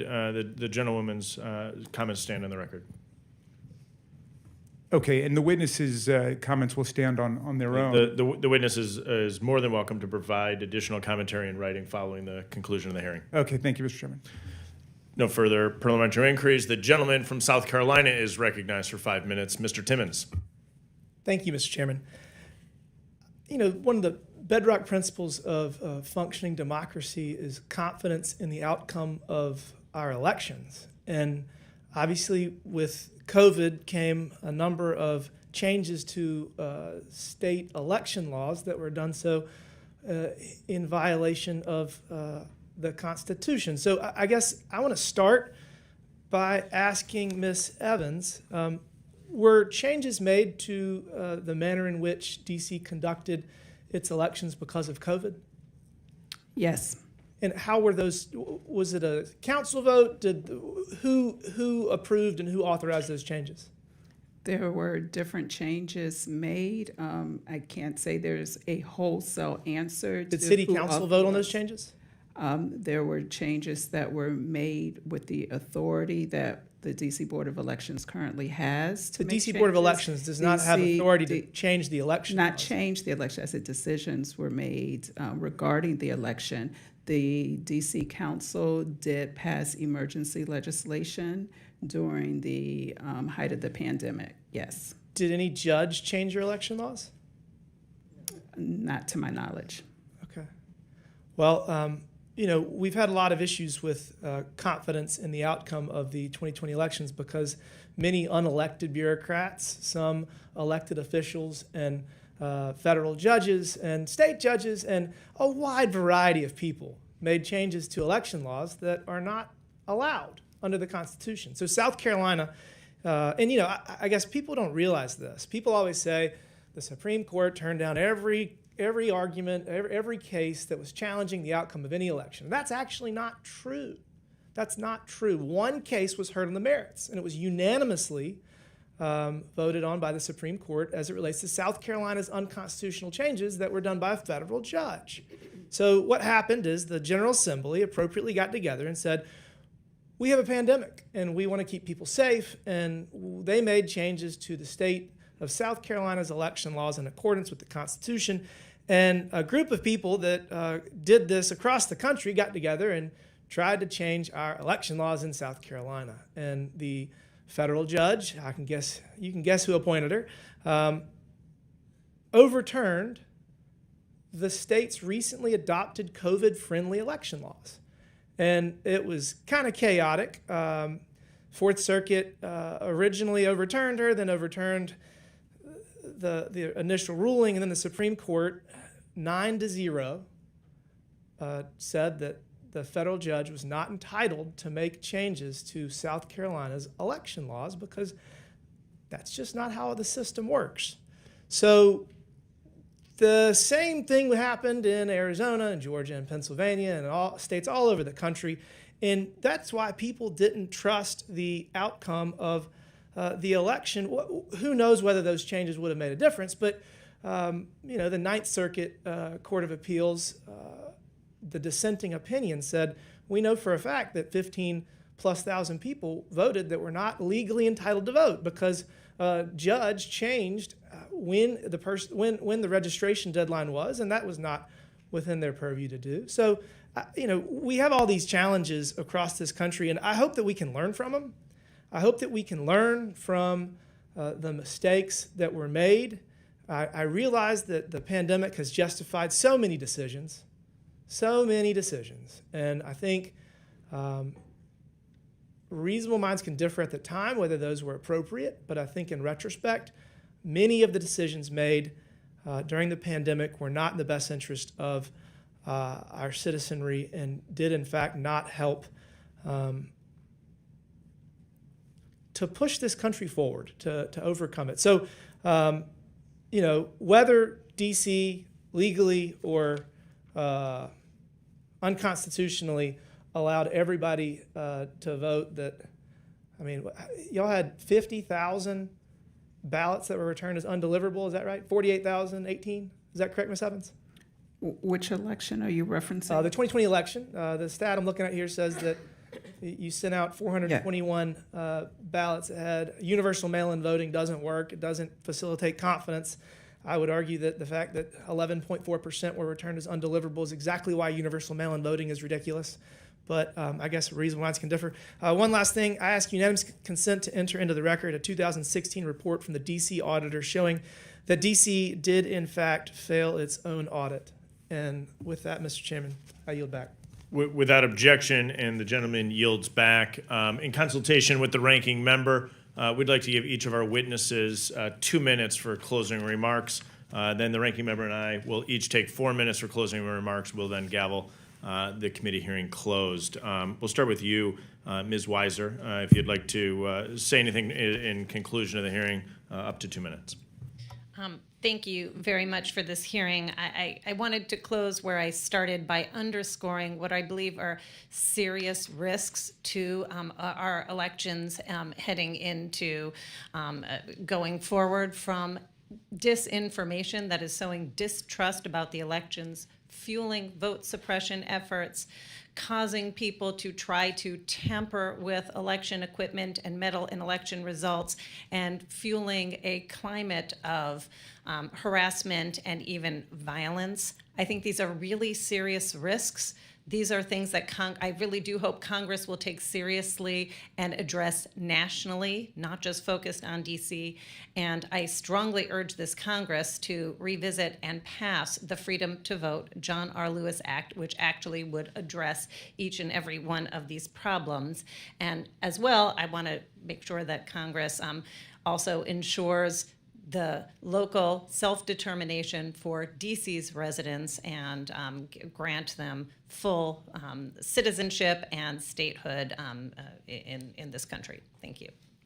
Thank you very much. Gentlelady yields. Ms. Evans, you're recognized for up to 2 minutes. Thank you. First of all, I'd just like to say that in DC, we take elections very seriously, and I take my job very seriously. I've heard allegations that we have no desire to find fraud in the District of Columbia. That is untrue. We do have measures in place to address list maintenance. We not only have measures to be transparent, but we are increasing those efforts, including with the recently passed Elections and Modernization Amendment Act, where we are developing a visualization data board that will be accessible and available to the public. There has been testimony regarding what the citizens in the District of Columbia want. To my knowledge, I do not know that the residents of the District of Columbia have been asked, polled, or voted on the testimony items that have been provided today. And finally, I'd just like to say again that as far as my role as the Executive Director, DC Board of Elections, I do not introduce, pass, nor do I opine on legislation. Thank you so much for the time. Thank you very much. Mr. Spies, you're recognized for up to 2 minutes. I was pleased to hear Mr. Frost reference the Florida election reforms, and I think those are important to circle back to because those became effective in mid-2021 for the 2022 elections. When those reforms were passed, the Brennan Center criticized them and used a lot of this rhetoric we're hearing about disenfranchising people. But the interesting thing about Florida is we've now seen the results. And we've seen that the results of those reforms was not to disenfranchise people, but in fact to have record turnout across all demographics in Florida in a smoothly run election. This is important because those reforms that were passed are largely the basis of what we're seeing with the ACE Act. And if we can get that passed in DC, that can then be a model for the rest of the country. The gentleman yields back. Mr. Cuccinelli is recognized for 2 minutes. I would just dovetail Mr. Spies' comment and note that we've heard presumptions here today that your vote is almost determined by the tone of your skin color. And in the Florida election of 2022, Ron DeSantis won 60% of the Hispanic vote after passing those election reforms and with the turnout that Mr. Spies referenced. So while Democrats may assume that skin color determines thought, I do not, and nor do many others who believe in election integrity. I would note that Ms. Torres raised a question challenging my integrity, whether explicitly or implicitly, and has sent a letter to me asking me about my prior testimony. I stand by all of my prior sworn testimony in response to her letter. Congresswoman Bice referenced, and as did the witness to my right, Mr. Spies, the popularity of voter identification in polling. I would note that in the Michigan ballot measure this year, that the side running the ballot measure, which it eliminated the ID requirement, they passed that ballot measure. And they did it by telling voters with millions of dollars that it protected voter ID. That's how they passed it. They lied through their teeth. And in doing so, they adopted the position that is included in the ACE Act. They suggested that the ballot measure would accomplish the same as the ACE Act in terms of voter identification. And last but not least, the whole talk of DC statehood is a power play by the Democrat Party with a 90% voter advantage in DC. That's 2 more senators.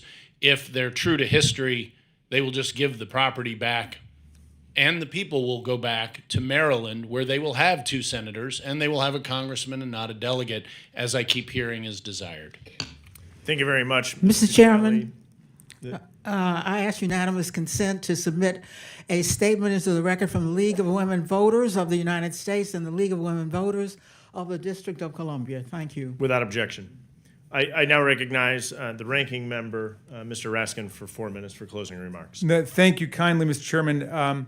I also want to just clean up a little bit of the debris, the flotsam and jetsam left over from this hearing, which you have presided over in admirable fashion, Mr. Chairman. So thank you for that. The first thing is Mr. Griffith, who I'm afraid is not with us now, made the bizarre point that he thinks that we all agreed that there was no Russian interference in our election in 2016. I think anybody who is paying attention, who's studied the historical record, determines the issue in exactly the opposite fashion. More than a dozen different national security agencies, including the CIA, the FBI, the NSA, the Director of National Intelligence, the Department of Justice, the Department of Homeland Security, the House Intelligence Committee, the Senate Intelligence Committee, all determined that Vladimir Putin had a plan. He had a whole operation in place, the Internet Research Agency, which they put hundreds of millions of dollars in precisely to interfere in the American presidential election and destabilize it. Now, there's obviously dispute about to what extent Donald Trump coordinated with them. Some people think Donald Trump had nothing to do with it. And when he said, Russia, if you're listening, find me those 30,000 email, or when they met with Russian operatives at Trump Tower, that all of that was just accidental or whatever. But in any event, put that to the side. Nobody serious is doubting that there was a Russian campaign to interfere in an election in 2016. So I was alarmed that he was engaged in that degree of Orwellian whitewashing of our actual history. Here's Marco Rubio, the Republican senator from Florida, who's then the acting chairman of the Senate Intelligence Committee, who said, we found irrefutable evidence of Russian meddling in the 2016 election. So I wanted to clear that up because these things have a way of changing people's minds for no reason. Secondly, on the matter of non-citizen voting, which has become kind of a big deal in this hearing, I would just encourage everybody to study the history of it. I have no dog in the hunt. This is up to the people of D.C. whether they want non-citizens to join the overwhelmingly citizen population of D.C. and voting in school board and ANC and city council elections. That's up to them, just like it's up to the people of Little Rock or Juneau, Alaska, or Dallas, Texas. So I've got no horse in that race. But I will tell you that some people in this hearing were vehemently denouncing the practice as un-American, unconstitutional, and so on, without understanding remotely the history of this practice, which was pervasive throughout the 18th and 19th centuries, precisely because the states wanted to welcome immigrants to their population and give them the right to vote as a way to get them interested in local affairs. And I think Mr. Cuccinelli properly quoted me when someone said, well, what about Russian agents at the Russian embassy? And I said, if I had a vote in D.C., which I don't, I would certainly vote to exclude them from participating, because it's been proven that they are up to no good and are trying to subvert our democracy. But it's up to the people of D.C. how they want to deal with the issue of their local elections. Finally, about the matter at hand, the people of Washington, D.C. are the residents of the only national capital on planet Earth who are not represented in their own national legislature. These are tax-paying, draftable, law-abiding U.S. citizens, 700,000 of them, a population larger than that of 2 states, and yet they are completely excluded from voting representation in the Congress that makes decisions central to their lives about judicial nominations, about war and peace, about federal budget, and so on. That's the critical voting rights issue. Everything else is a sideshow and a distraction from that. Let's get back to what we were doing in the last Congress. Let's pass D.C. statehood, and let's keep the march of democracy and freedom going in America. Thank you, Mr. Chairman. I yield back. The gentleman yields back. I appreciate all of our witnesses being here today. I think what we heard is the need to pass the ACE Act. Time and again, we heard the challenges we face in Washington, D.C. and across the country for lax voter integrity laws and an opportunity to strengthen voter integrity. We had testimony from our witnesses about the implications that strong voter integrity provisions have. We highlighted Florida. We highlighted Georgia.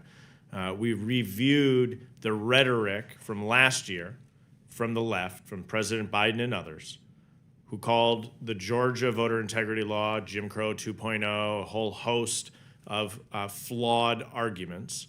And then the empirical data came forward and actually showed that by putting in place strong voter integrity provisions, what we actually got was higher participation and more people appreciating the process. It's my firm belief that when you have strong voter integrity provisions, What you actually do is enhance people's confidence in their elections. And when confidence is enhanced, more people are likely to vote.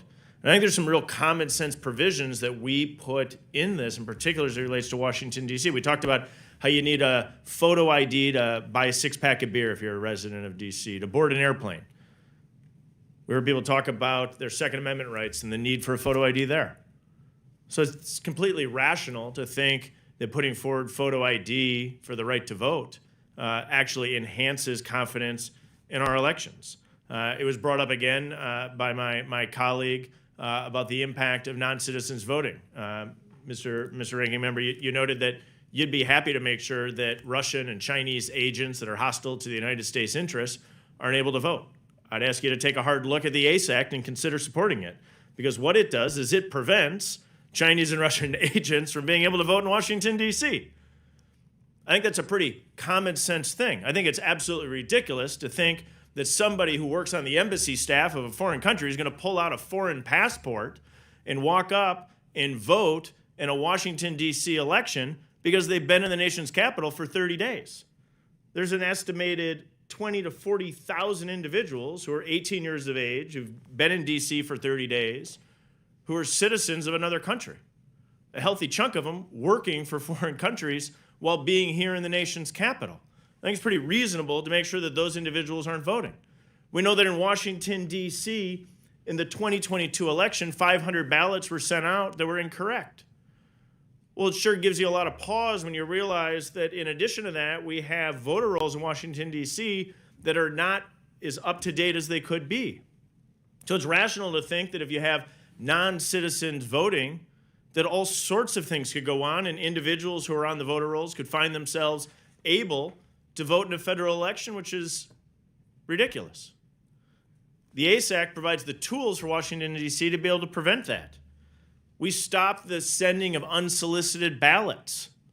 We talked about the implications that that's had in Washington, D.C., where multiple ballots were sent in previous elections unsolicited by people on an unmaintained voter list. Those types of things don't enhance people's confidence in our elections. The ACE Act resolves that. In our hearing opened with a comment from one of my colleagues that was disappointed we were even here having this conversation in the first place. If the cameras were flipped around and saw the attendance in this room, I'd suggest that it's a great idea to be having this conversation. We've got a lot of people here who are interested in this.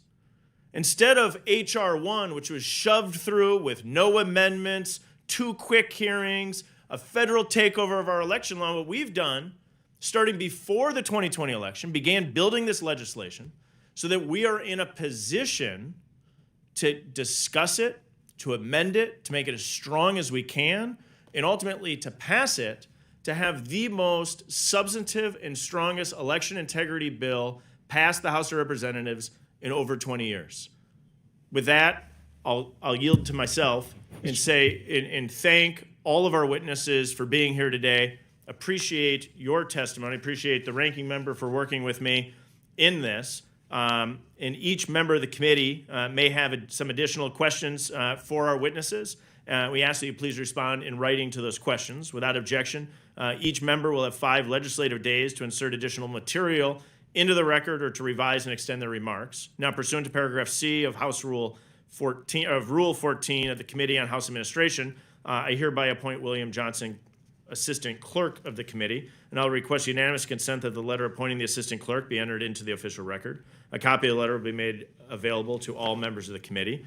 And if there's no further business, Mr. Chairman, could I just ask unanimous consent to enter 2 documents into the record? The documents are? A study by Professor Charles Stewart in the MIT Election Data and Science Lab on how we voted in 2022, discussing confidence going up in our elections, and a letter from Common Cause about how more secret dark money would be allowed in our elections under the legislation. Without objection. Thank you very much. With no further business, I thank the members for their participation. Without objection, the committee stands adjourned.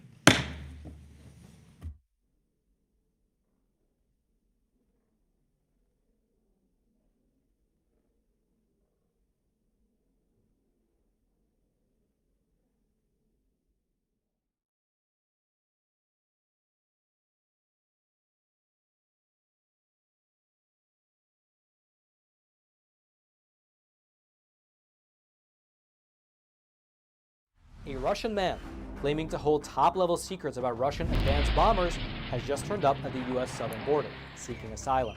The man claims to have been an engineer at a production facility over in the city of Kazan, and he says that he possesses top-secret information about the White Swan Tu-160, which is the most advanced bomber in the Russian arsenal.